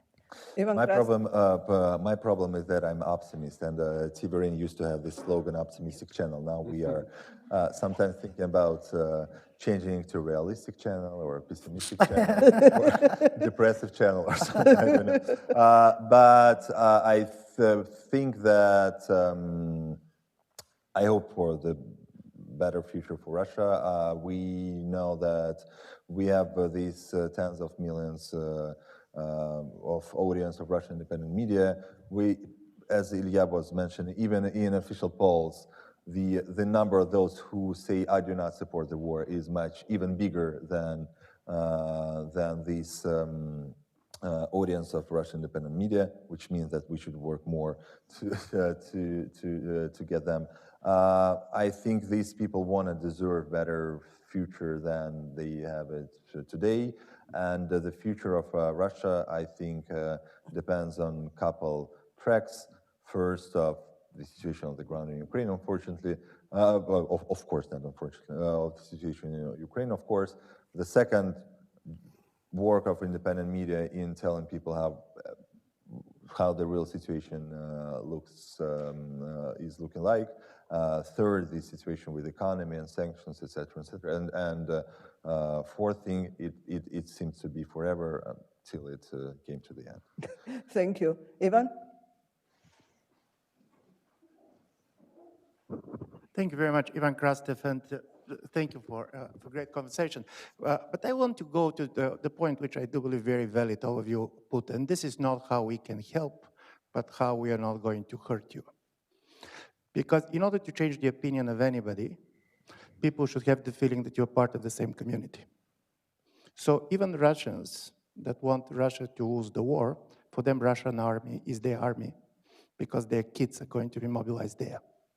And I do believe that this is part of the story that I see that can become a problem because you are outside of Russia. We expect you to cover in the way the Ukrainian or German journalists are going to cover. I do believe the moment you start to do it, you're going to lose your core group, not simply basically the people who are part of the propaganda, because they want to see all this change. through the eyes of kind of they're living from. And for me, this is the story. To what extent and how you can basically convince us, the European public opinion, not so much the Ukrainians, I very much agree with, they're in a totally different situation, to allow you to speak the language which is relevant for your audiences. May I start, because our army is one of the problems of TVRIN, because TVRIN was fined in Latvia for using twice words "our army" on air. And with all due respect, it's ridiculous, because words "our army" was used in context, our army is committing terrible war crimes.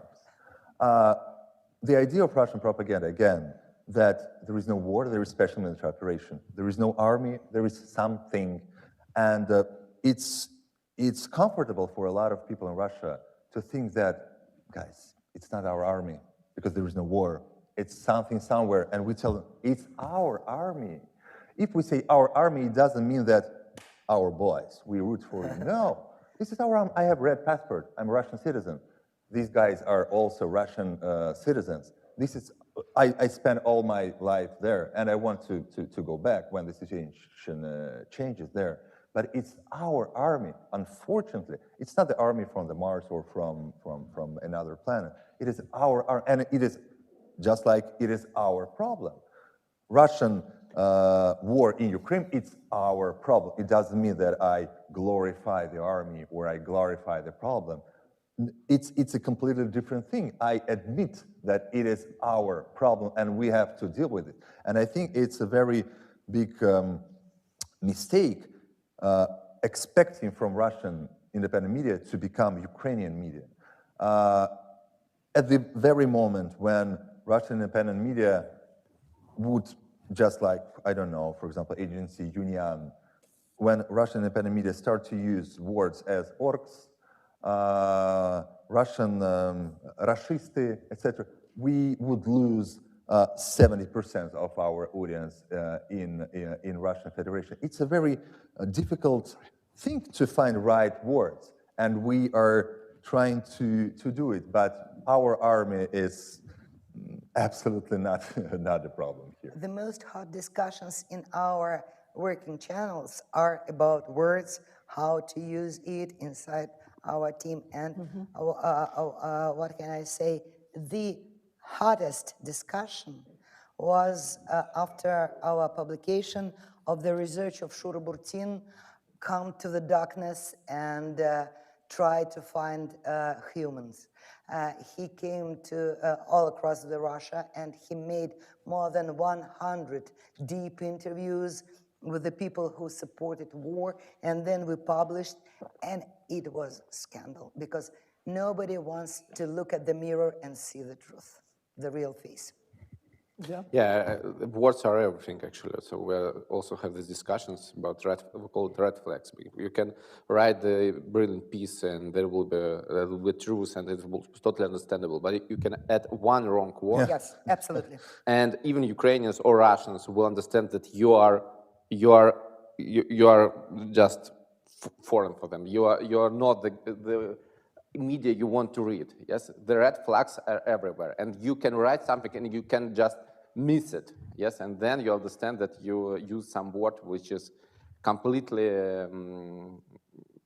for somebody. It's yes, inappropriate. Yeah, inappropriate. Yes. Yeah. My favorite joke that revolution in Russia is not possible because in a slogan somebody will find the mistake. Thomas? Please introduce yourself. Yes, Thomas Seifert from Wiener Zeitung. I have actually two questions. Question number one is, to what degree do you think that the Russian public is willing to deal with the victims? I mean, not Ukrainian victims, of course, because as you said, the propaganda does its work, but Russian victims. And especially, is there some sort of, let's say, could it cause a separatist movement? Because most people dying, as I understand, is from Kabardino-Balkaria, Cherkessia, Dagestan, Buryatistan, all these places, not from St. Petersburg and Moscow. Question number two, this war, in my mind, is convenient for Putin, just as World War II was convenient for Stalin, because if you put your society on a war footing, if you're an authoritarian leader, that's great, right? So I'm wondering, what do you think about that, that the war actually is helping Putin to cement his rule and to go down the path of even more authoritarianism? Thank you. Thank you. Just hold on, one more question. There is in the back, and please introduce yourself. Thank you. I'm Stephanie Harte. I have a question to Ilia, because I can see that there's a lot of flexibility and ingenuity as well in the way that the Russian journalists are working in exile, but also still in Russia. And you have lots of hybrid forms, like helping, like yours. Do you see some interest in your host countries to learn from you and to, the way you're far more advanced when it comes to digitalization and to crowdfunding and all these kind of things? Or is there no one who's actually thinking about that? Thank you. You wanted to start? Thank you. Yes, I can. I want to start with the first question, if I may. So, surely, I think it's important to mention that most of the people who was killed in Russian army are not from Moscow and St. Petersburg, yes? And that's why it's something like a colonial war for Russia, because a lot of people are from Buryatia, from Yakutia, from Caucasus, and so on, so on, so on. Not from capitals, yes, at all. The second thing is that about Putin, and I think this is important, and this is about the future of Russia, because this war will be convenient for Putin so actually it depends on you, it depends on the West, yes? If we will continue to talk about we need to stop this war right now, we need to give Putin what he wanted in the Donbass, yes, it will be convenient for him.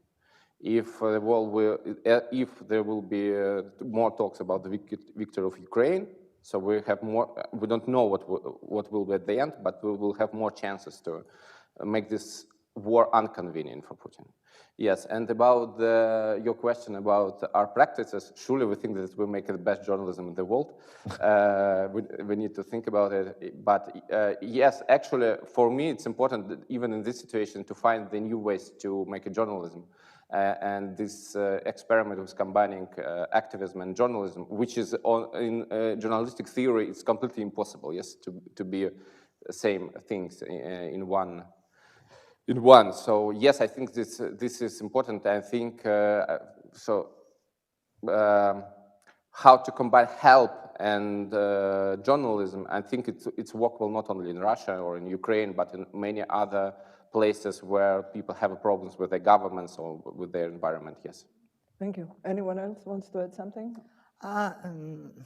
Speaking about those Russian soldiers who were killed on the battlefield, and how is it possible to be patient and to be silent about this?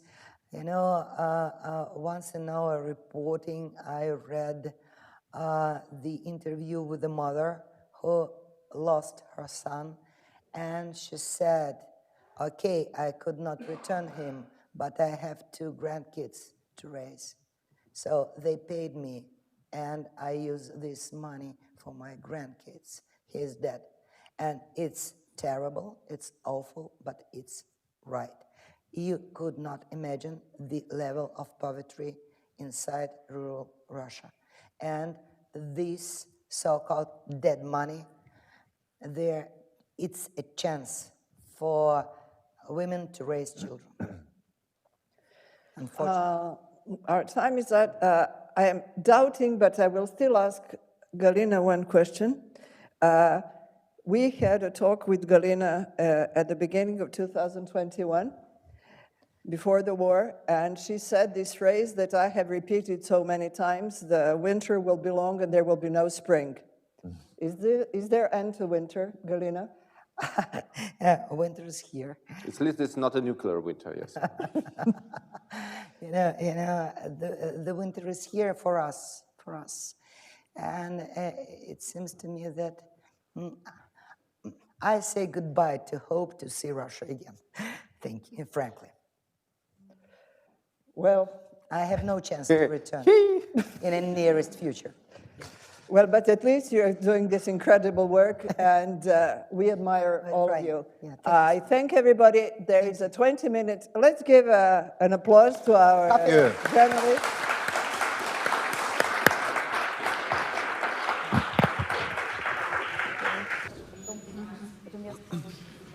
Well, I hope that you have recovered with the coffee and with the talk. And this is now our second panel that will be moderated by Anna Litivinenko.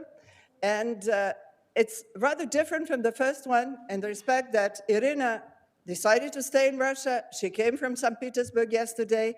And Kirill deals with local media. And Anna will explain and ask questions and moderate. Thank you, Anna. Yeah, thank you very much. As Mirjana just said, we have here representatives of two important groups also of Russian journalists, and one of these brave journalists who stayed in Russia and still work there, and Irina Tumakova is special correspondent for Novaya Gazeta and Novaya Gazeta Europe.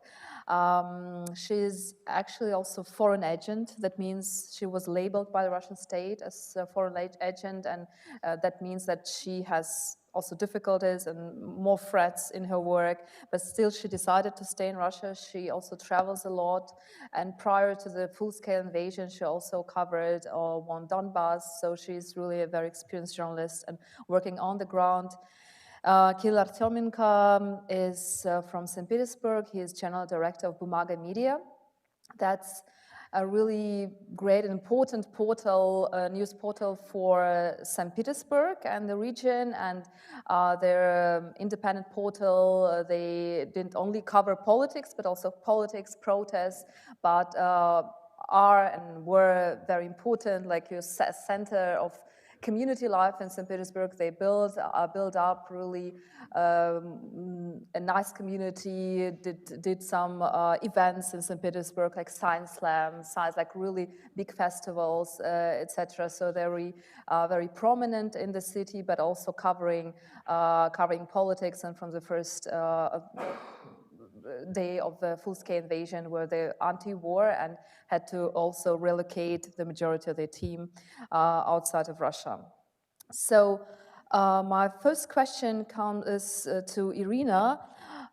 Could you please tell us why did you decide to stay, and is it still possible in Russia to do journalism? Because it's kind of outlaw, you know, like it's illegal to name war. So how do you deal with it, and how do you work as journalists in Russia right now? I'd like to apologize for my English. I live in Russia and I have no practice. And so that's why yeah. We have Grigory. He's our interpreter, so he will help. First, I have 3 dogs, and that's why I can't go out of Russia. And the second, I need. It's necessary for myself. I need to work in Russia. I need to see all these horrible things by myself. I need to talk with Russian people. I need to ask them mood and so long. And I lived half of a year outside of Russia several years ago, and I know this effect when you lose this feeling of country. You, in one moment, you understand that you even don't know what to ask, what to think, and that's why I need to see it by myself.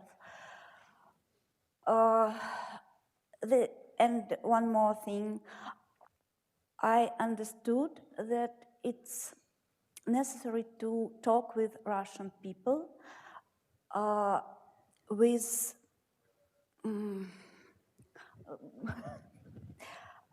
глаза в глаза, face to face maybe, to explain something.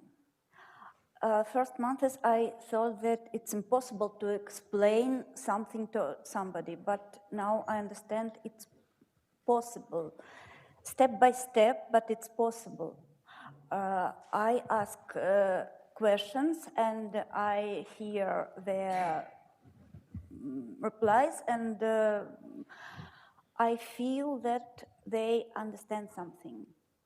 And many other things why I work in Russia. Mm-hmm.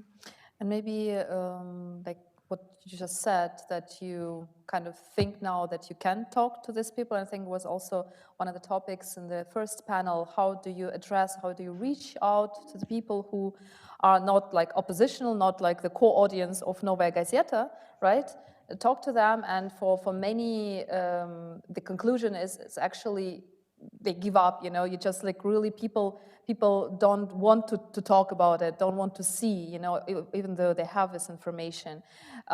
So, and your experience is different, like you traveled now also to Siberia, as I understand. Maybe can you tell us a bit about the mood, or what you experienced talking with these people? What is there any possibility to address them, like as you said, like how do you talk to them, what is your experience?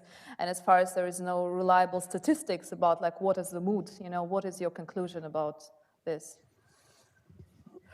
I speak with people not like a journalist, because when I say that I'm journalist, я все время боюсь, что на меня донесут. I'm always afraid that someone will report me. I'm always afraid of that someone would report on me. That's why often I don't say that I'm a journalist. I just ask questions and listen. And go to any place, like just to move. And so on. For example, I see the woman who sells cucumbers on the road. I go to buy these cucumbers and ask questions. And first time in my life, I begin to use скрытую запись. I record people clandestinely without them knowing it. I never did it before, but I must do it now because it's necessary. I need to have proof. And I talk with people, and I understand maybe now, because of this, I understand more things than before when I asked questions only as journalist. And what do you understand? Like what, for example? I understood that many people are afraid to understand all these horrible things about their country. It's the mainest what I understood.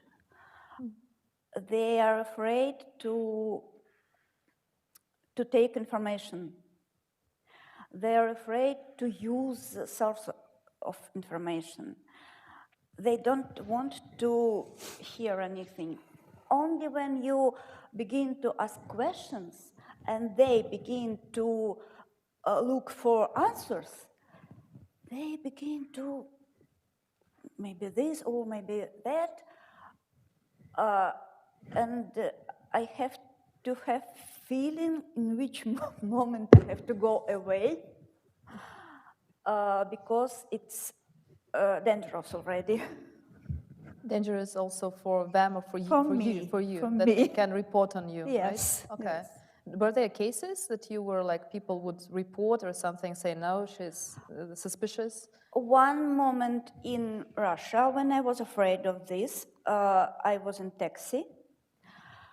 Это считается дурным тоном в России разговаривать с таксистами, но я все равно это делаю. It's considered to be a manifestation of bad taste in Russia to talk to cab drivers, but I do it anyway. Because it's a good source of information about moods. And I asked him questions. I asked, he answered, and in one moment he told, "Oh, you are Ukrainian." And in this moment I told him, "Stop, stop! I go away, go away," and it was ended, finished. And 2 times I had this experience in Donbass, but it was in 2017, and it's another story. Okay, yeah, thank you very much. And now coming to Kirill and to your experience as local media in exile, right? Being really, it's kind of oxymoron. What is your experience? How do you manage to connect to your audience still being abroad? Do you manage to get this feeling of the city, of the audience? And maybe also what was the reaction of your readers, like your community, when you just outed as, yeah, we are anti-war, we are going to exile, or did you say that out loud that you go to exile? So what is your experience? Usually when we decide to say something and to announce something, we think about the consequences. So we didn't announce specifically that we went to exile because we didn't see any pluses in this statement, because which pluses we can see. So, okay, we can lose some of the trust of our audience because, oh, those journalists who came to exile, but we're still here, so why should we announce it? It was the first point. The second point was that not all of our journalists went to exile. So it was a very hard moment for any editorial office in the beginning of March 2022, when you stay in front of your people and you tell them, I do recommend you to go abroad. They ask me when. I say, in 2 hours. It was on the 2nd of March. They said, what? I said, yes, better in 1 hour. And they said, ask me, and what will you do? I say, I've already packed. Because if you want to keep on working as an organization, of course, there are lots of the brave journalists like Irina who still are in country. But if you want to set up a structure, an organizational structure, an infrastructure of financing the journalism, so you can do it now only from outside or combining outside with inside. And of course, months after months, we unveiled some of the facts about our being in Tbilisi, for example, and especially when we launched a new local media in Tbilisi with our team.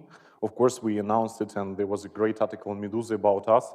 So thank you very much for the coverage. And of course, it became evident for our audience that so especially the management of the media and the main journalists of the media are not in Russia. But it was absolutely okay, because it happened like 6 months after the war started. And we still were working on the agenda. It was okay. And we set up the network of the freelancers. Most of them are anonymous because of the security reasons, but it works out. So I think it's okay. But of course, yes, being local media in exile is a nonsense. And of course, the competitive point of any local media is being on the ground and being close to the audience. And we are lucky guys that we worked a lot on making the community around the media and making very close connections to the sources and our readers before the war and for 11 years of our work. So we now rely mostly on the community of readers who provide us with the photos, with the stories, with the anti-war pictures of anti-war statements on the walls, with anti-war activism they describe on themselves, because they trust us, and I don't know how long it could be. It's our existential horror that we lose it one day, because it's probably going to happen. Mm-hmm. Maybe in 2 years, maybe in 3, maybe in 5, but of course when you stay outside, it's hard. And were there some reactions you didn't expect, or was some angry reactions where people, speaking of the mood of the people in St. Petersburg, right? What is your impression? That were some people who was unsubscribed and said, no, we are not with you, or was your core community that stayed? 5 years before the war, so in 2017, we created the sociological department, consisted of one person in our media, and these guys have also attracted some other sociologists who help us to study our audience, and so we still it's an ongoing process. So we always ask questions to our audience about everything we do. And one of the crucial questions all the last year was about their staying in country or going outside, because we, in our bubble, in our journalist bubble, and in our, I don't know, IT bubble, people from digital and creative professions bubble, think that 1 million people are outside country and now everyone is immigrant. No, it's not true. So the 80% of our audience is still, so 85% of our audience, the core audience percentage, is still inside country. And it's important for them to feel not lonely in the situation when they are forced to feel lonely by the propaganda. Because it's the idea of the propaganda to make people think that they are alone in their anti-war position. So everyone is for war and you are the only person who is anti-war. So, okay, yeah, you are sad and you are silent. But if you, as the local media and not local, like nationwide media, present that there are lots and lots and lots of people, okay, they are silent because they don't want to go to prison. It's okay. It's normal decision. But they feel the same shame and the same horror, and they feel the same energy to fight back if they have courage. So I think that 10%, maybe 15% of our audience unsubscribed from the beginning of war because we stated very clearly that it's a crime and we are against this crazy move of our government. But we receive hundreds and thousands of messages and letters of support, and we still, so we are not nationwide media, so we can save some donations from readers inside Russia, and we still save the membership model when people pay for their subscription to Bumaga, and we also set up the commercial VPN inside Russia, and 10,000 people using it and pay us monthly, so we still can earn money as a commercial enterprise in Russia, but we are always waiting for that one day it will be blocked, so just occasionally, and we are ready for that. Okay, and I think it's coming to my next question, because I'm a bit repeating myself, but I think it's an important question of like this, how to address this audience, or like finding innovative ways to address the audience. And I think what you mentioned was building the community, and I think like in the next session, Lolja Nordic will tell us about Feminist Antiwar Resistance, and which is really builds on this, like building communities, and maybe not always talking about like anti-war, but like just bringing people together. And like my question to both of you, and also to Irina, because you also write, of course, you write to Novaya Gazeta Europe, but some of your, of course, your work is also available in Russia. So for you, how do you address, like, what is it like just the core audience of Novaya Gazeta you address, or do you want, like, do you have this ambition to also to address people who are like, you know, in between, you know, maybe not really like a pro-war, but in between, you know, like hesitant? How do you do that? And also to Kirill, do you find some innovative ways, you know, to address, to reach out to the people in this situation? The same way as before, I think, through words, through emotions, I think so, through language.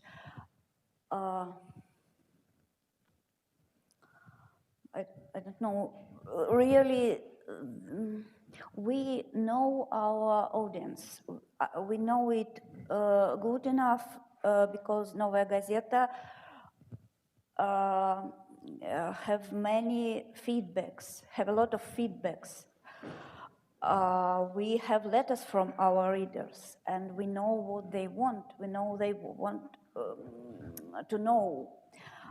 In the first days of the war, we had incredible traffic, very big, many millions of readers.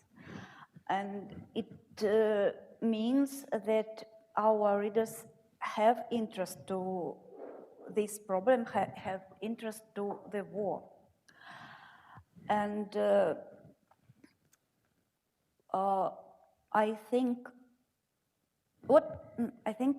like I am our reader, and I do it like for myself. I see, for example, when I was in Novosibirsk, you know, there was a big explosion of gas in Novosibirsk, and this house looked just like a house in Dnieper. And I stood near this house and thought, it's the same. Oh, not just the same, but it's all not the same. And people around this, how they have to understand this. And I asked them, what do you see and what do you think about it?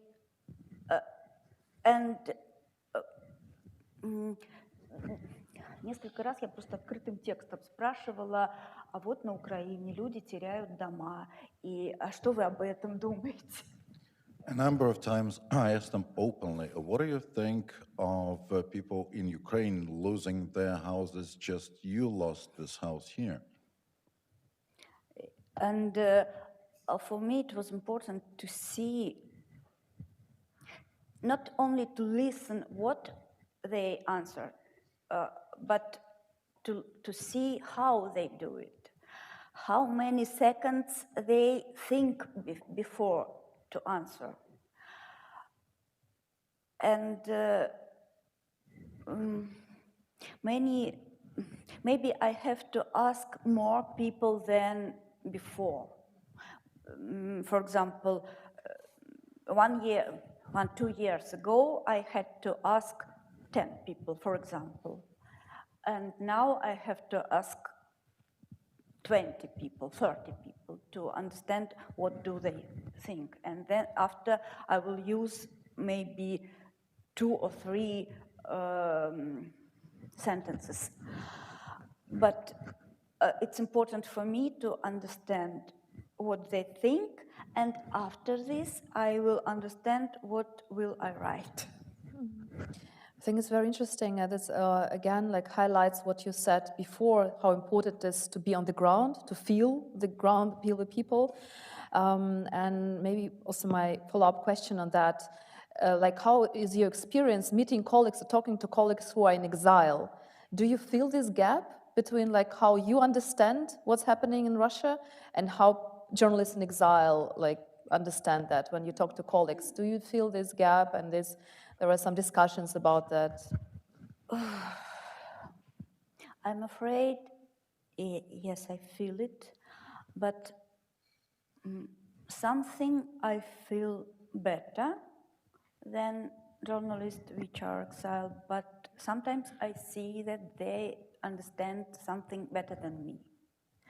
For example, I can't read patriotic publics. I can't read it. I can't look for information in these publics because I'm sick of this in real life. And when I read it in publics, it's too much for me. That's why I lose any part of life. But journalists which are exiled, they lose another part of life. And it means we have to work together, and for me it's very good possibility because my editor lives outside of Russia and we understand each other. Okay, yeah, thank you very much. And Kirill, about the innovative ways and new ways to reach out to your audience, how do you do that? I think that if we speak about the war coverage, so I agree with Ilia that we learned a lot from pandemic. We learned a lot about the remoted editorial processes, etc., etc., etc., but also about the situation that we faced in our industry now. It is news fatigue. It is fatigue about the war coverage. It's just a problem that people are tired of the horrors. And we remember the beginning of pandemic when there were huge traffic about any statement that there is a new numbers of people who are in disease.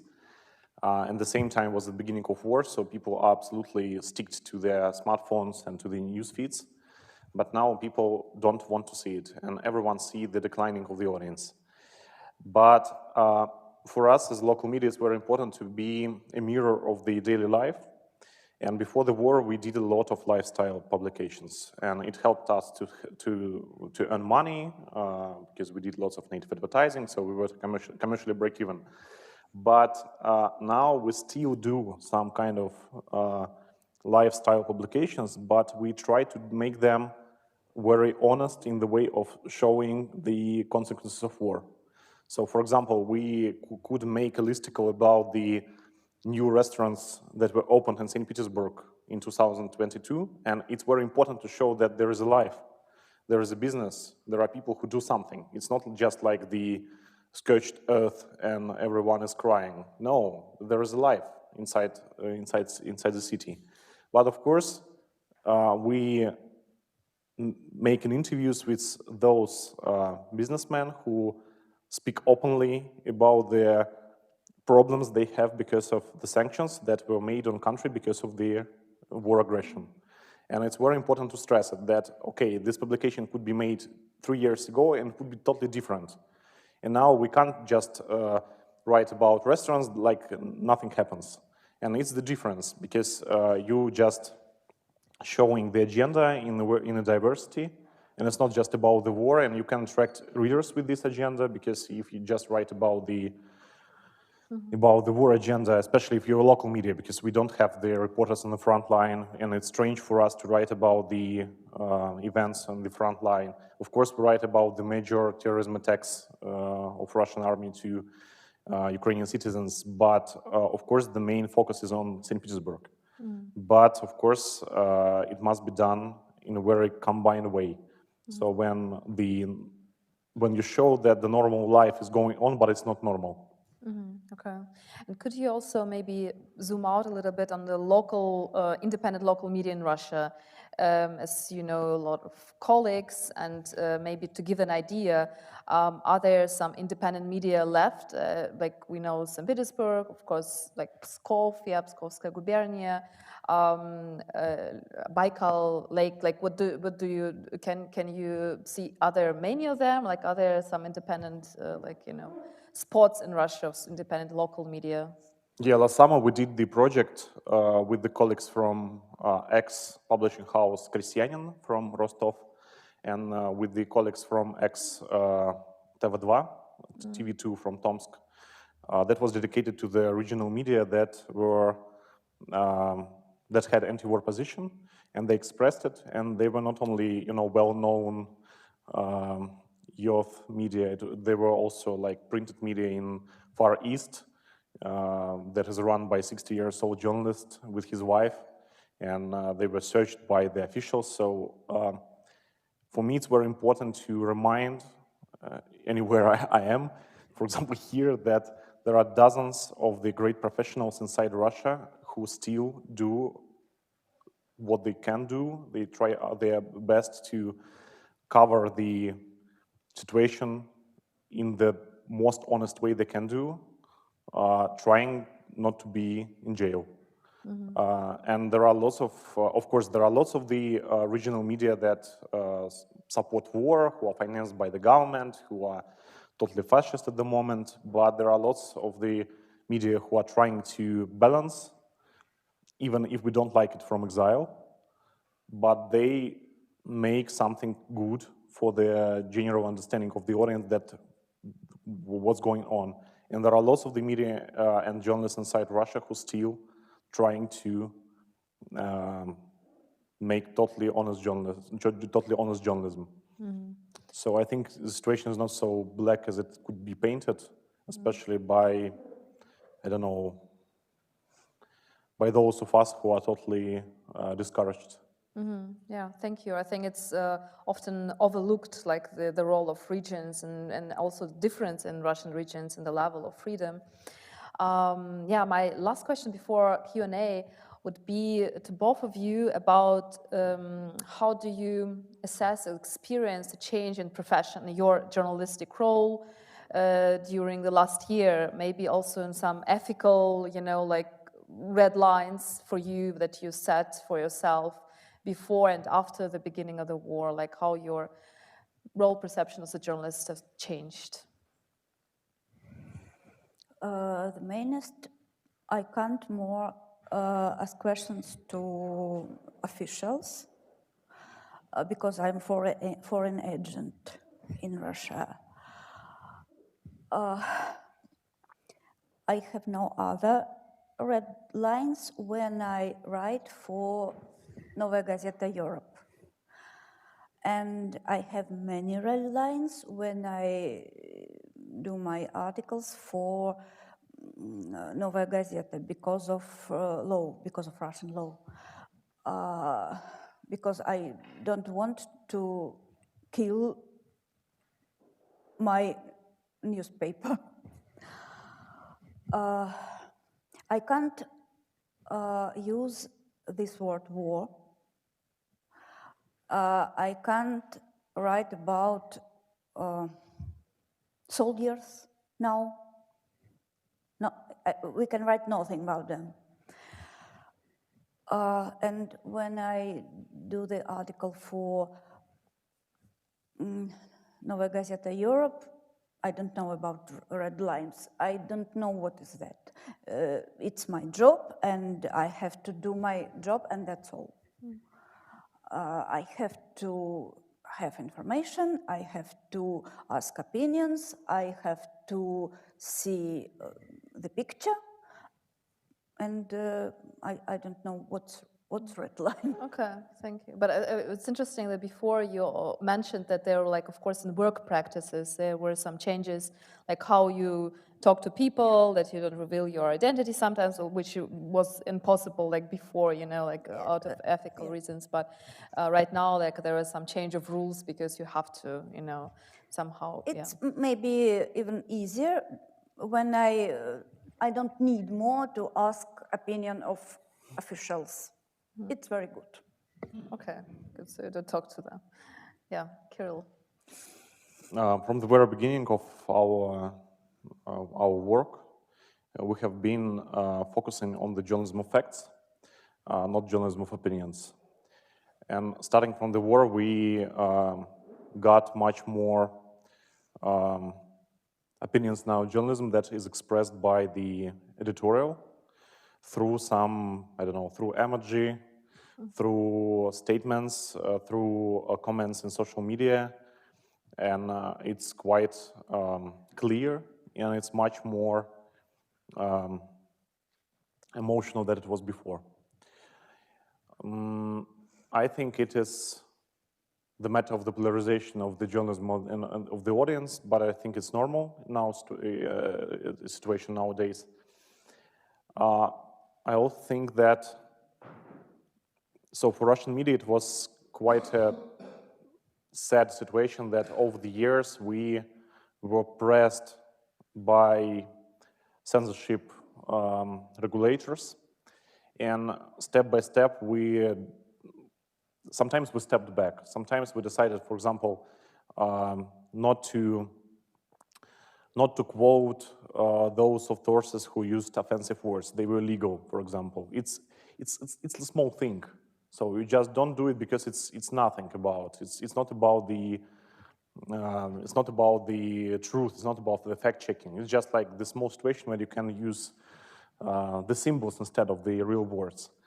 But now I think it's much more important than I imagined before, because it is it's a step on the freedom that you don't feel like a tragedy, but in the long run, it's becoming a problem.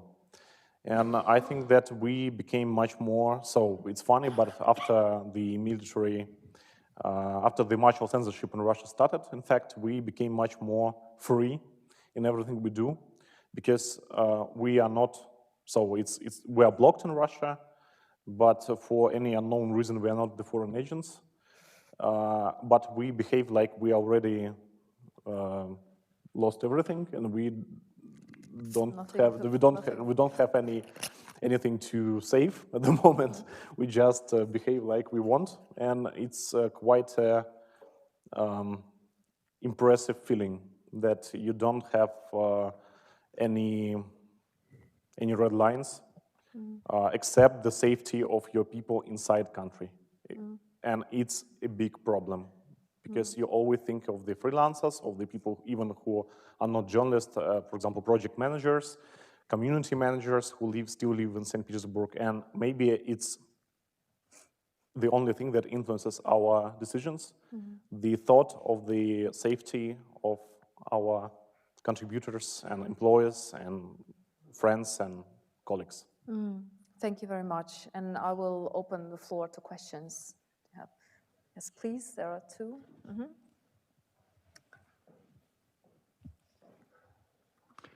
My name is Leo Gabriel Südwind. There are a certain number of peace initiatives which have been taken since the war started. The latest one is introduced by China, but also before there was in Brazil and in Istanbul and so on. I wonder if that plays a role in your writing and in your conversation among journalists, and if that is also so heavily sanctioned by the government in Russia, or is that a way where you could combine what you feel with an objective reality one day? Thank you very much, and we'll take the second question also. Hello, again, Stephanie Harter. I have a question regarding the future of journalism, the training of journalists, and is journalism an attractive profession for young people in Russia, and how do you actually ensure that it's going on? Yeah, thank you. So please. Starting from the second question, because it's fruity. So what I think, there are still journalism faculties in Russian universities.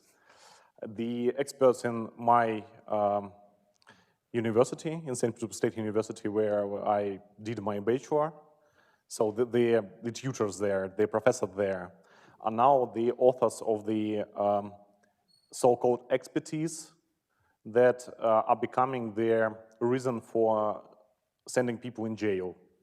So they are writing the expertises that are presenting in court as a testimony of the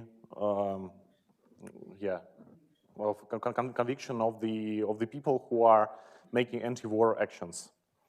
So it's a total shame. And to be honest, it's my personal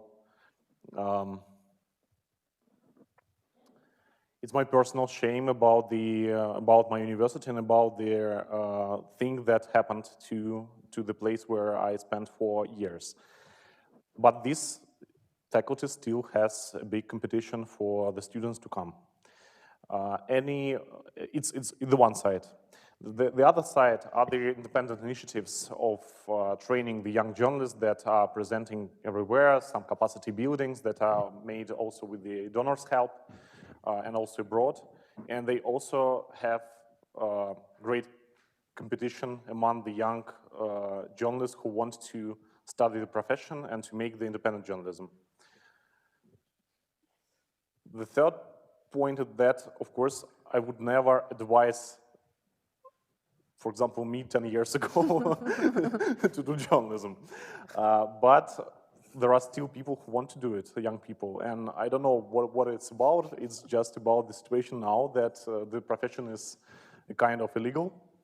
the real profession is kind of illegal. But at the same time, there are lots of people who, for some reasons, want to do it.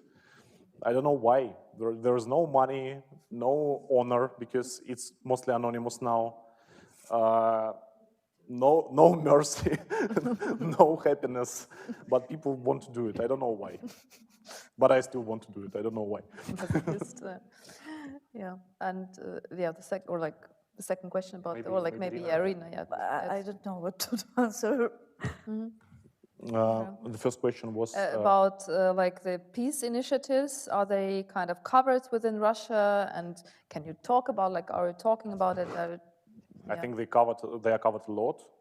I think they, especially the peace initiatives in regions where lots of Russian immigrants came, for example, in Georgia or in Armenia or in other countries where that became like places for Russian immigration. And it's interesting that lots of peace initiatives are, so let's say it like directly, are organized by Russians. For example, I know quite a lot about Georgian landscape, and I think all the funds of support of Ukrainian refugees, except maybe one or two, are organized by Russian immigrants and Russian anti-war activists. Even they want to present it like Russian initiatives. So some of them are really camouflaged under the international initiatives, or I don't know, Ukrainian initiatives or Georgian initiatives, but they are done by Russians. But those initiatives that are done by people of other nations, of other countries, also were available, and of course inside Russia they are covered. But of course, I think there is a split between two agendas: agenda about the things that are happening inside country, and the agenda is about the immigrant community, and the gap is growing at the moment. Thank you. Yeah. I have an online question to you, Kirill. You mentioned the interview you did on the restaurant openings in St. Petersburg. What about your interview partners? Aren't they afraid to talk about their problems caused by sanctions? Do you find people talking on the record? This is a question by Stefanie Pack-Homolka from Salzburger Nachrichten, a daily newspaper. It's becoming more and more complicated to find people who want to speak openly, but there are some people, and there are still people who consider it their civil position to speak openly about their professional area.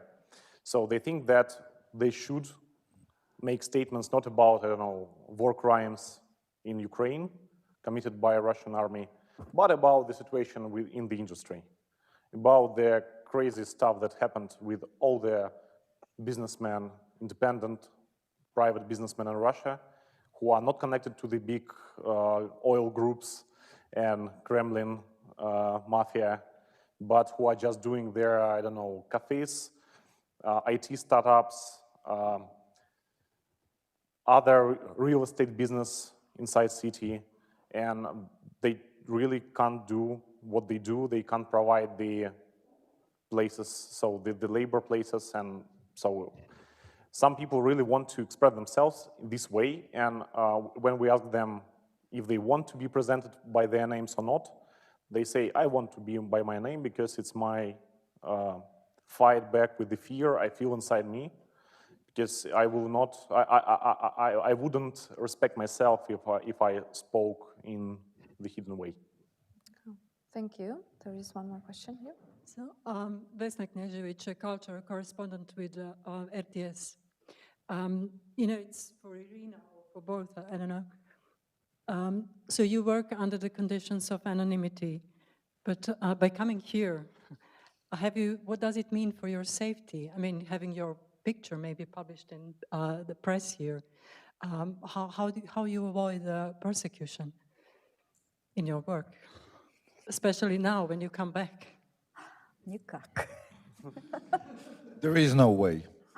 I don't think about it, and in Novaya Gazeta we don't ask this question, is it dangerous for you or not? We just work. For example, when I was in Samara, you know, I will say in Russian, okay?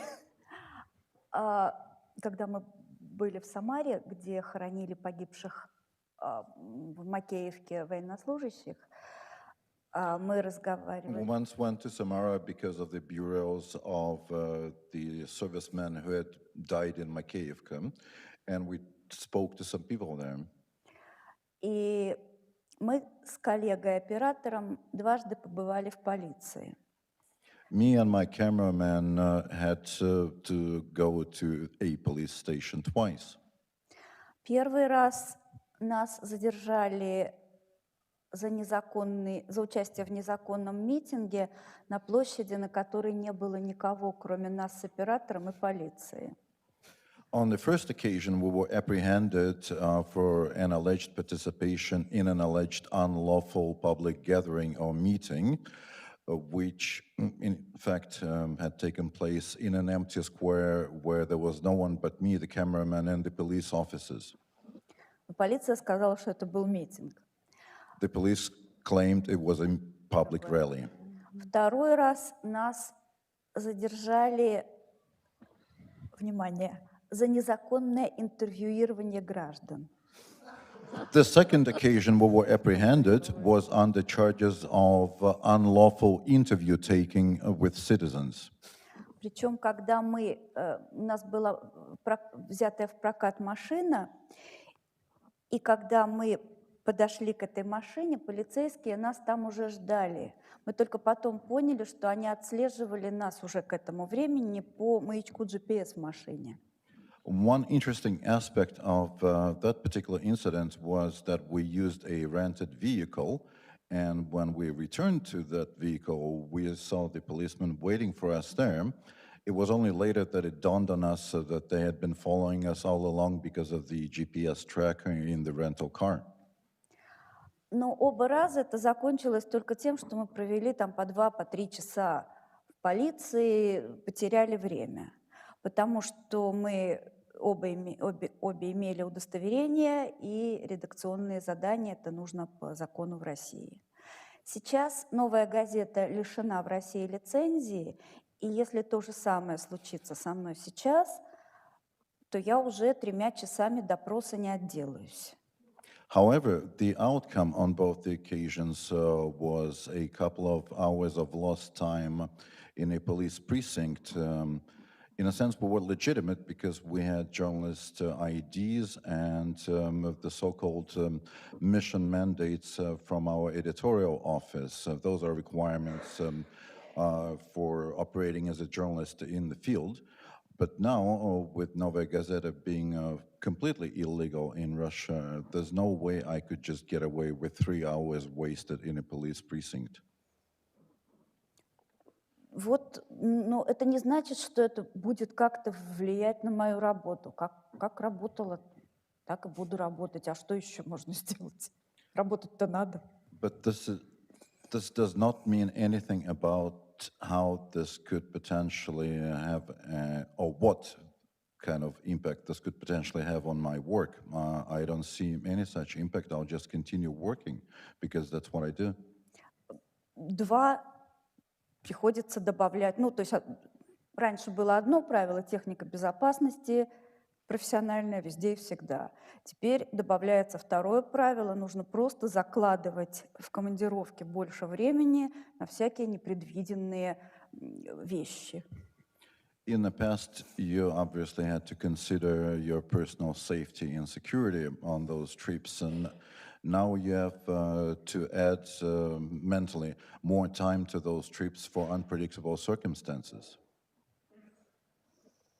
Thank you very much. One more. There is another online question by Vladimir Ivanov. It's for all Russian panelists. Do you get legal support from your media management or from external law communities? And thank you to everybody. Excellent experience. Legal support. Legal support from. How to say? Yes, we do, but it's quite funny to discuss any legal support in Russia because there's no prominent legal procedures now. So of course there are something that, so there's lots of work to do for lawyers and for advocates and for the people who are responsible for helping the political prisoners, etc., etc., etc. But there are limits. For example, we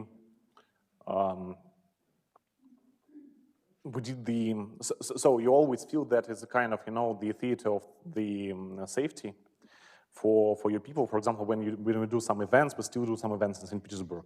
And if it is a public event, we hire the lawyer just to sit on the chair during the event, because if the police comes, so he can be more confident than our team in speaking to them.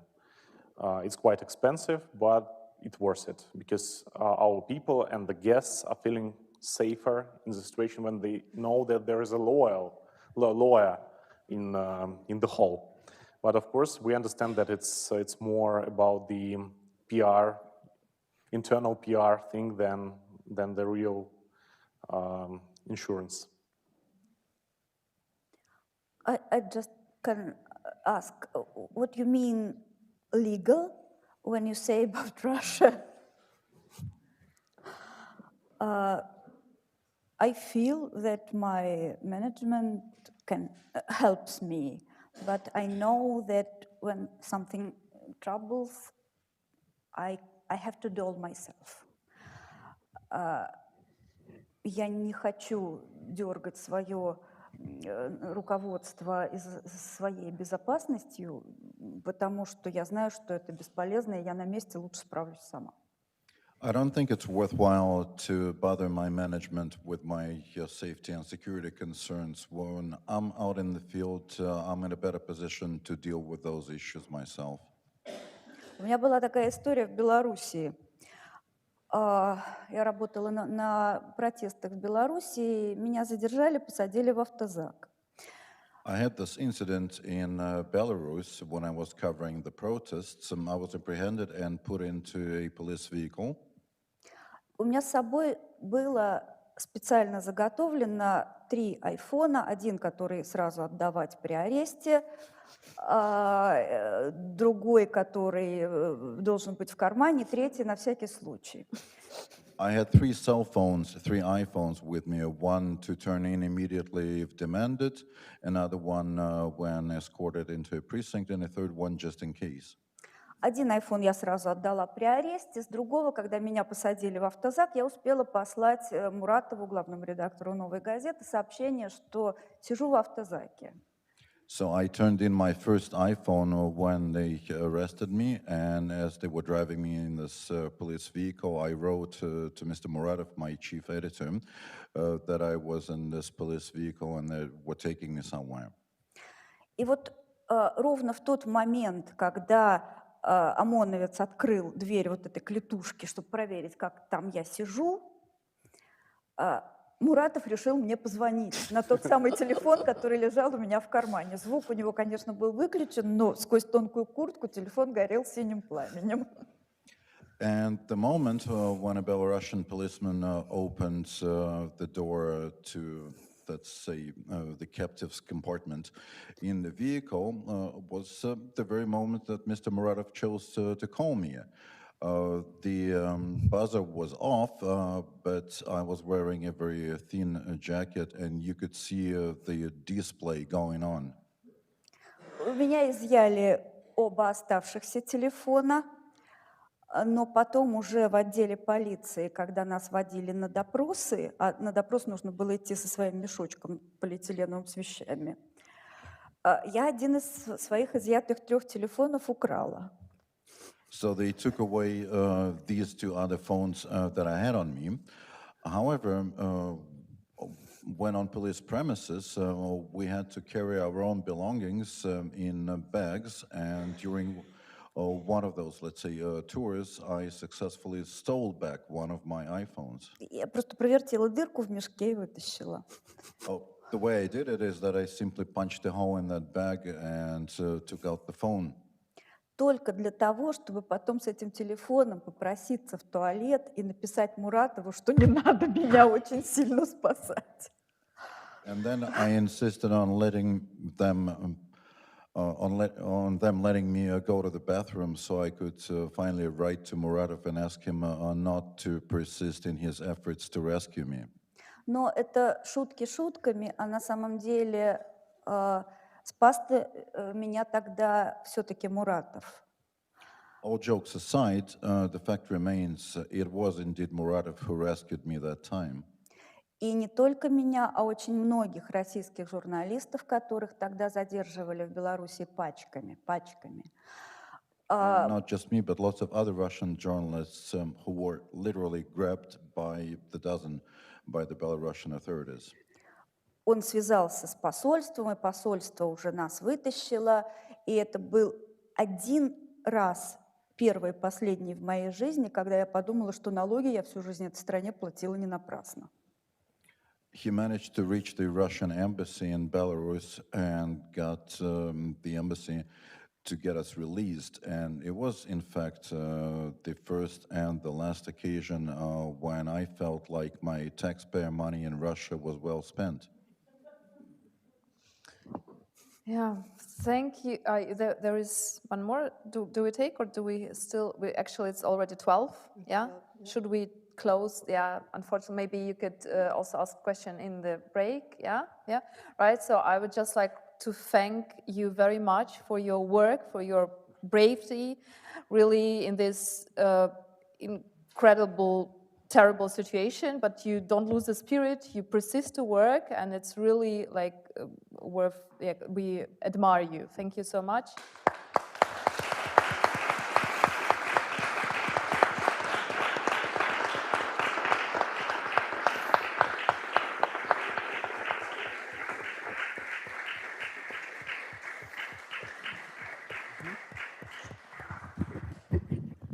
And we have two short presentations now. One is by Lolja Nordic. She is not a journalist, she is a feminist and anti-war activist. And from what I understand, your organization has a very special way of trying to communicate its message. She has about 5 minutes, or to 7. And then we shall have a very brief statement by Marie Frenay, who is from the cabinet of Vera Jourová, the High Commissioner. We thought that the European Commission should be present, even with a few words. Thanks. Lolja.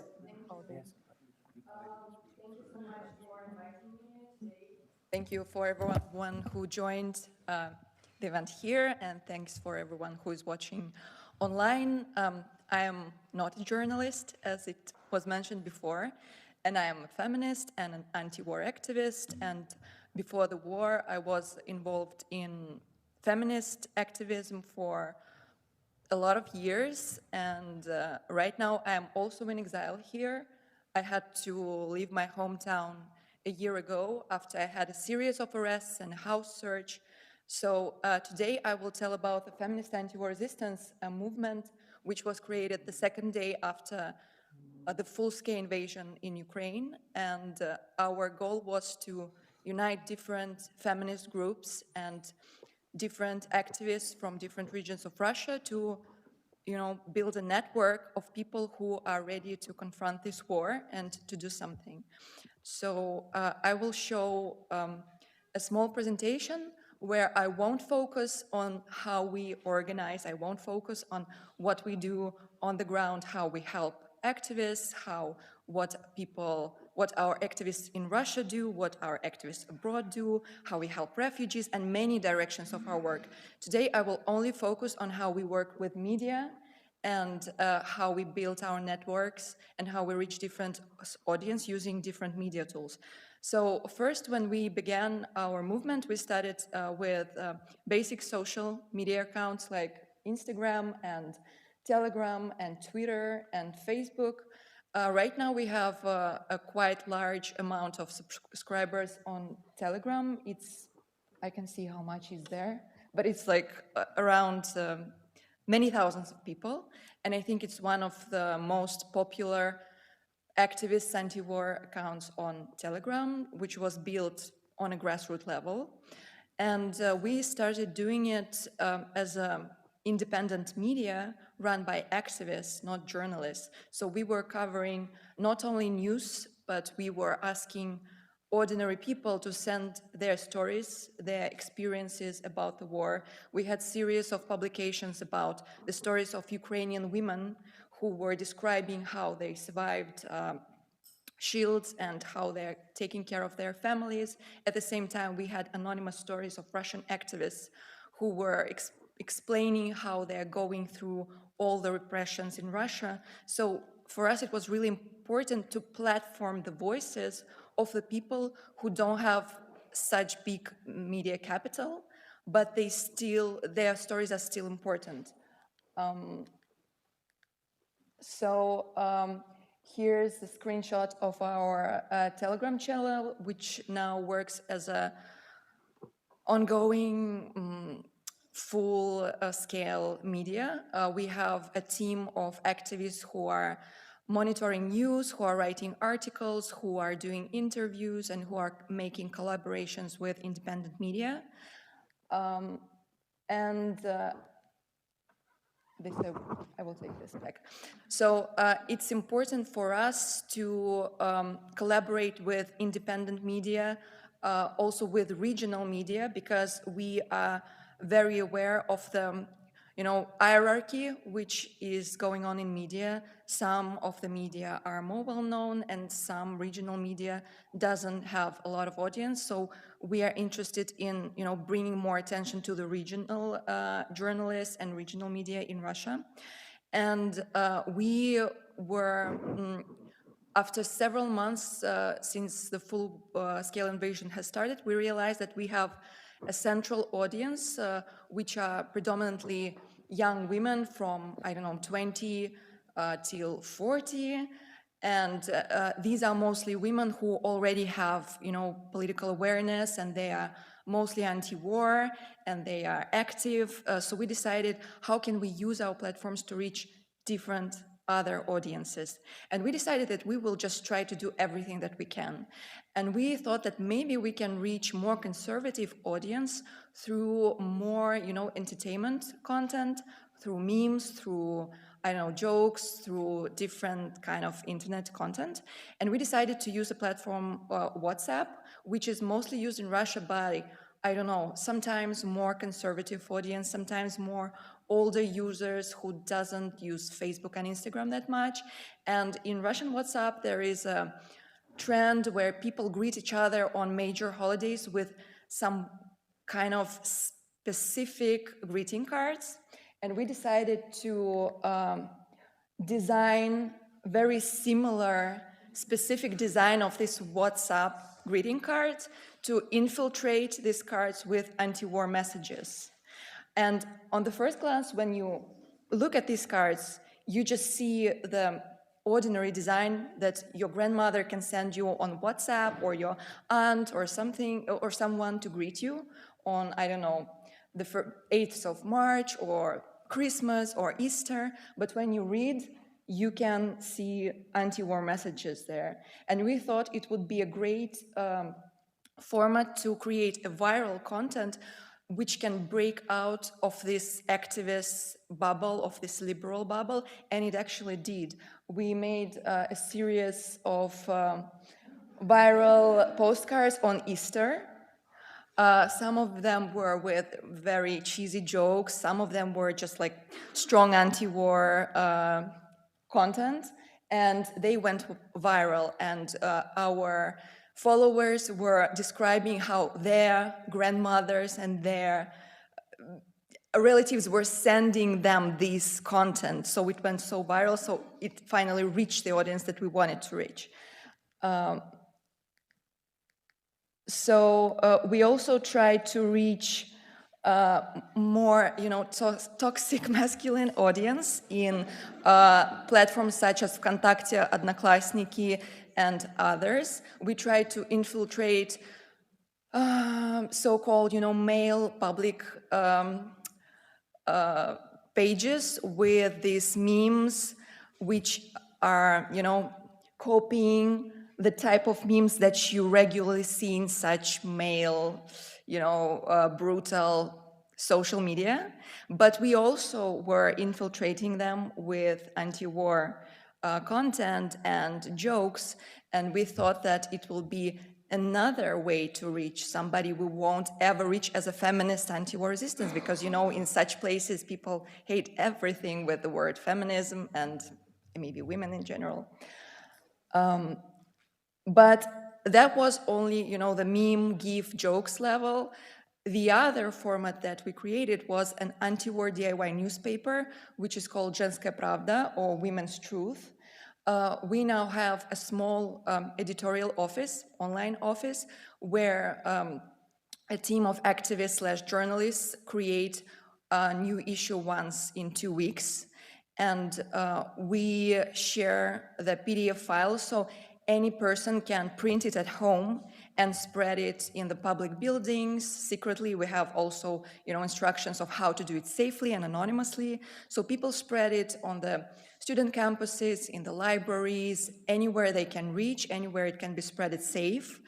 And the newspaper is basically stories with anti-war content as well, but we were thinking how to spread it safely. So we decided to cover it and to design it as an ordinary, regular newspaper that you can find, you know, in your neighborhood and take it for free. So it has a really specific design as well, and it has a really specific type of text and type of headlines. So if you're just going through it briefly, if you're just putting your glance on it, you will think, oh, it's just like a regular free newspaper for housewives or something, or just for, I don't know, older people, or just like people from the neighborhood.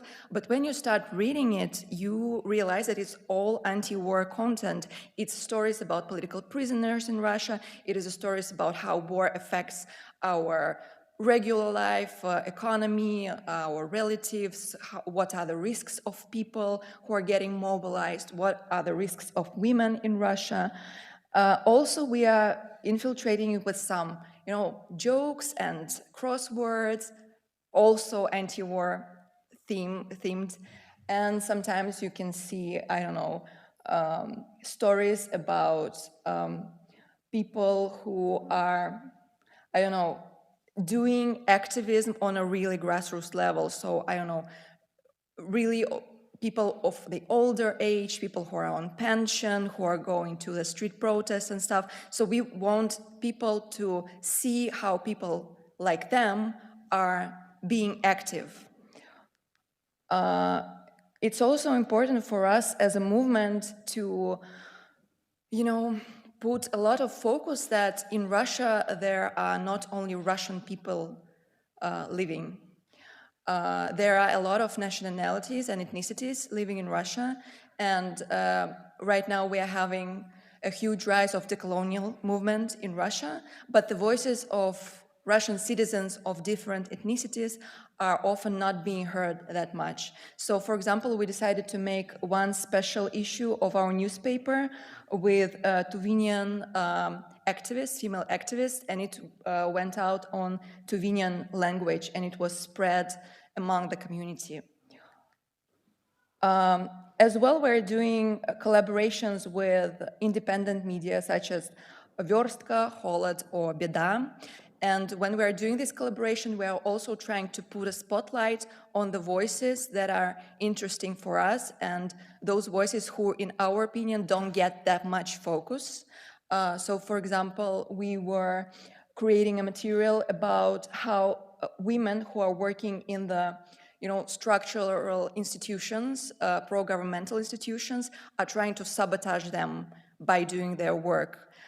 It's a really interesting topic, and we were covering it, and we were, collecting stories through our Telegram bot, trying to find these women, and they were trusting our organization, our movement, and they were able to share stories with us because they trusted us as activists. At the same time, we were doing different stories about how women in other countries are what strategies do they use to confront the wars, to fight militarism, and to protect themselves. So we were doing interviews with activists and journalists from Rojava, so our audience could see how other people in the different military situation, try to protest. And last two slides, because my time is already passed. So we also are doing some original materials, also to put a spotlight on important voices. For example, on Sigma platform, we had several important articles and several important translations. For example, we were making an interview with Russian partisan women who are breaking the railways to stop military machines from going to the war zone. And most of the media were covering partisans in general, but we were the first ones to speak to the women from the partisan movement, because due to the misogyny and sexism, most of the people think that only male partisans are doing this dangerous work, which is not true. So we uncovered that. And for example, we did an interview with Boris Nemtsov's daughter, who is an important activist and human rights defender as well.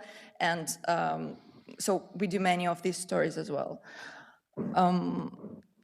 Yeah, I think that's all that I had to say, but if you want to learn more about feminist anti-war resistance, you can follow our social media and you can ask me later, and you can collaborate with us, because we are really eager to find new allies and colleagues all over the world. Thank you.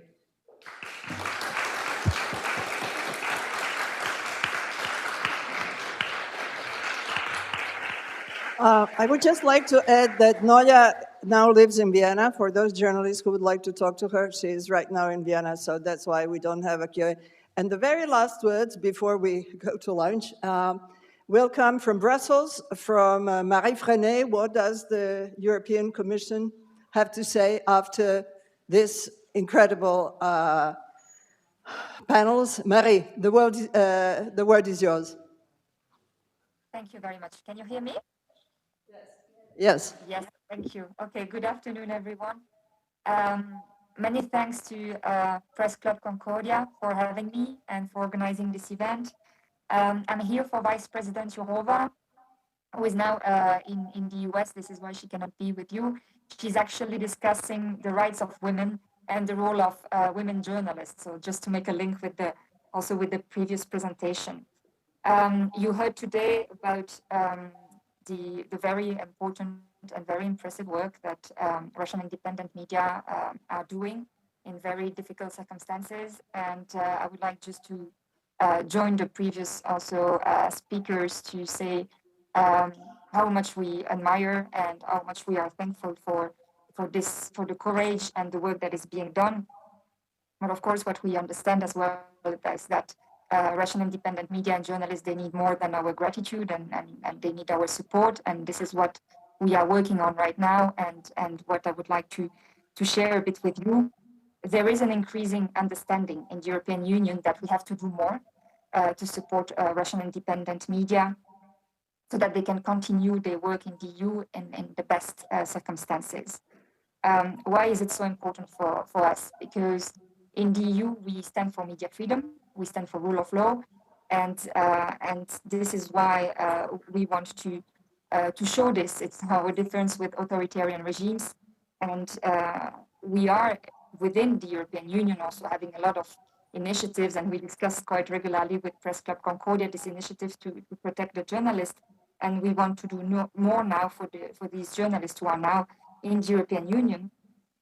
And second, we clearly understand that it's in our strategic interest, that it's in the interest of the European Union to ensure that people in Russia, they have access to trustworthy information. And this goes hand in hand with all the things we are doing against Russian propaganda. We had sanctions against propaganda outlets. And so we feel that fighting disinformation and supporting media freedoms are actually two sides of the same coin, and that we have to do more to help independent media so that the audience is not lost in Russia. And this is something that was said today. and also that these media here, they can still continue their work. There are ongoing efforts.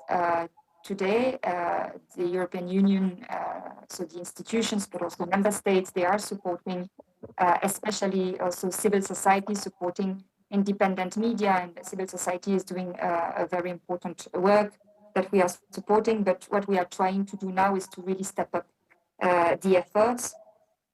And Vice President Jourová has been also meeting Russian independent journalists in different hubs in the EU. We were in Riga, in Amsterdam, and we will be in Prague next week, because we want to understand the needs and what we can do in the best way. What we see from the meetings we have had is that we need to move from emergency support to long-term support.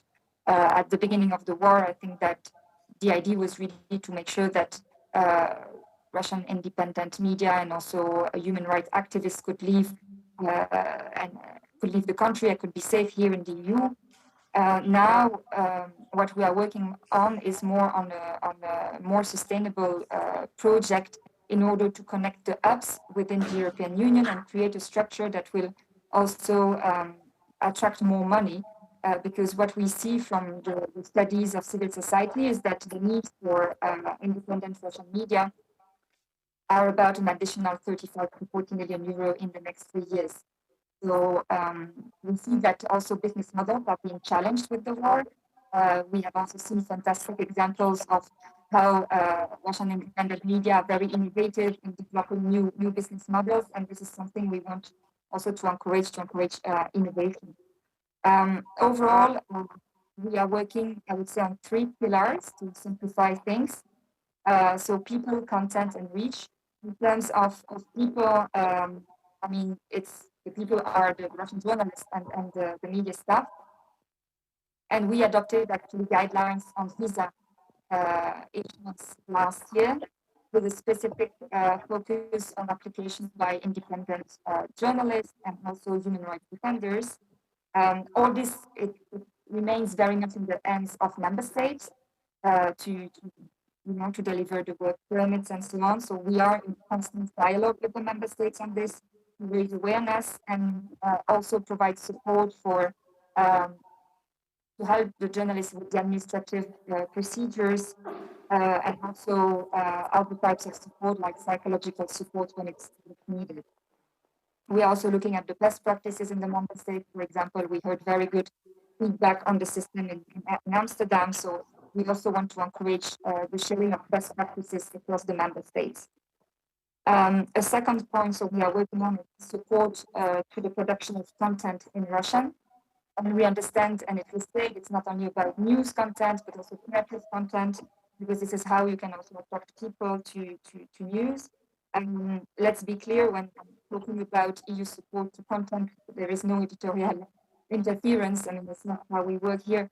It's really about encouraging also the synergies across different media, being of course independent media, but also other European media providing content in Russian. I mean, we have public service media having some channels in Russian, or also other now commercial media also developing content in Russian. I hope you can still hear me. I will not be long because I know that we are late already. The third point I wanted to mention is the cooperation with online platforms and all the technical support that we could try to help provide or support. So what we want is to help, of course, independent media to reach their audience in a context, and we have heard where it's more and more difficult, where there are drastic laws and censorship. So here there are really 2 key areas, so the dialogue with platforms and the technical development. So we know that online platforms, they play a key role as intermediaries, and we feel that it's very important that they know the Russian media landscape better, much better. We have seen, for example, the outcry when there was when YouTube blocked the Echo of Moscow channel. I mean, we feel that there should be a better understanding by online platforms of Russian independent media. And as much as we want them to fight Russian propaganda. We want them to make sure that the content by independent media is visible online, and that there are ways for this content to be even more visible and to reach the audience. So the Commission already has a dialogue with online platform on a series of issues, and so we want to use this dialogue to also channel the requests and the needs of Russian independent media. So this is something we are working on. And the other aspect on technical support is that we also have in the European Union support for research innovation, once again, to encourage synergies between different partners, to maybe develop new technical means to reach Russian audience. There are also interesting ideas by civil society. For example, there is one project related to satellite capacities. So now some satellite capacities have been freed because we have sanctioned Russian propaganda. So the satellite companies, it's not allowed for them to continue broadcasting, for example, Russia Today. So it means that we have satellite capacities which could be used for independent media and not for propaganda. So it's also a project that is being worked on right now. So overall, I just wanted to be here to say that this is very important for us, the work that Russian media are doing, Russian independent media, and that we want to help in the best possible way. And so we are, of course, available and open to discuss any ideas and see how we can help in the best way. Thank you so much, Marie. Hopefully next time live. Thank you so much. It was very important to hear the message from Brussels. I would like to thank you all for being here. First of all, I want to thank all our Russian colleagues for the incredible work they're doing. And they do it.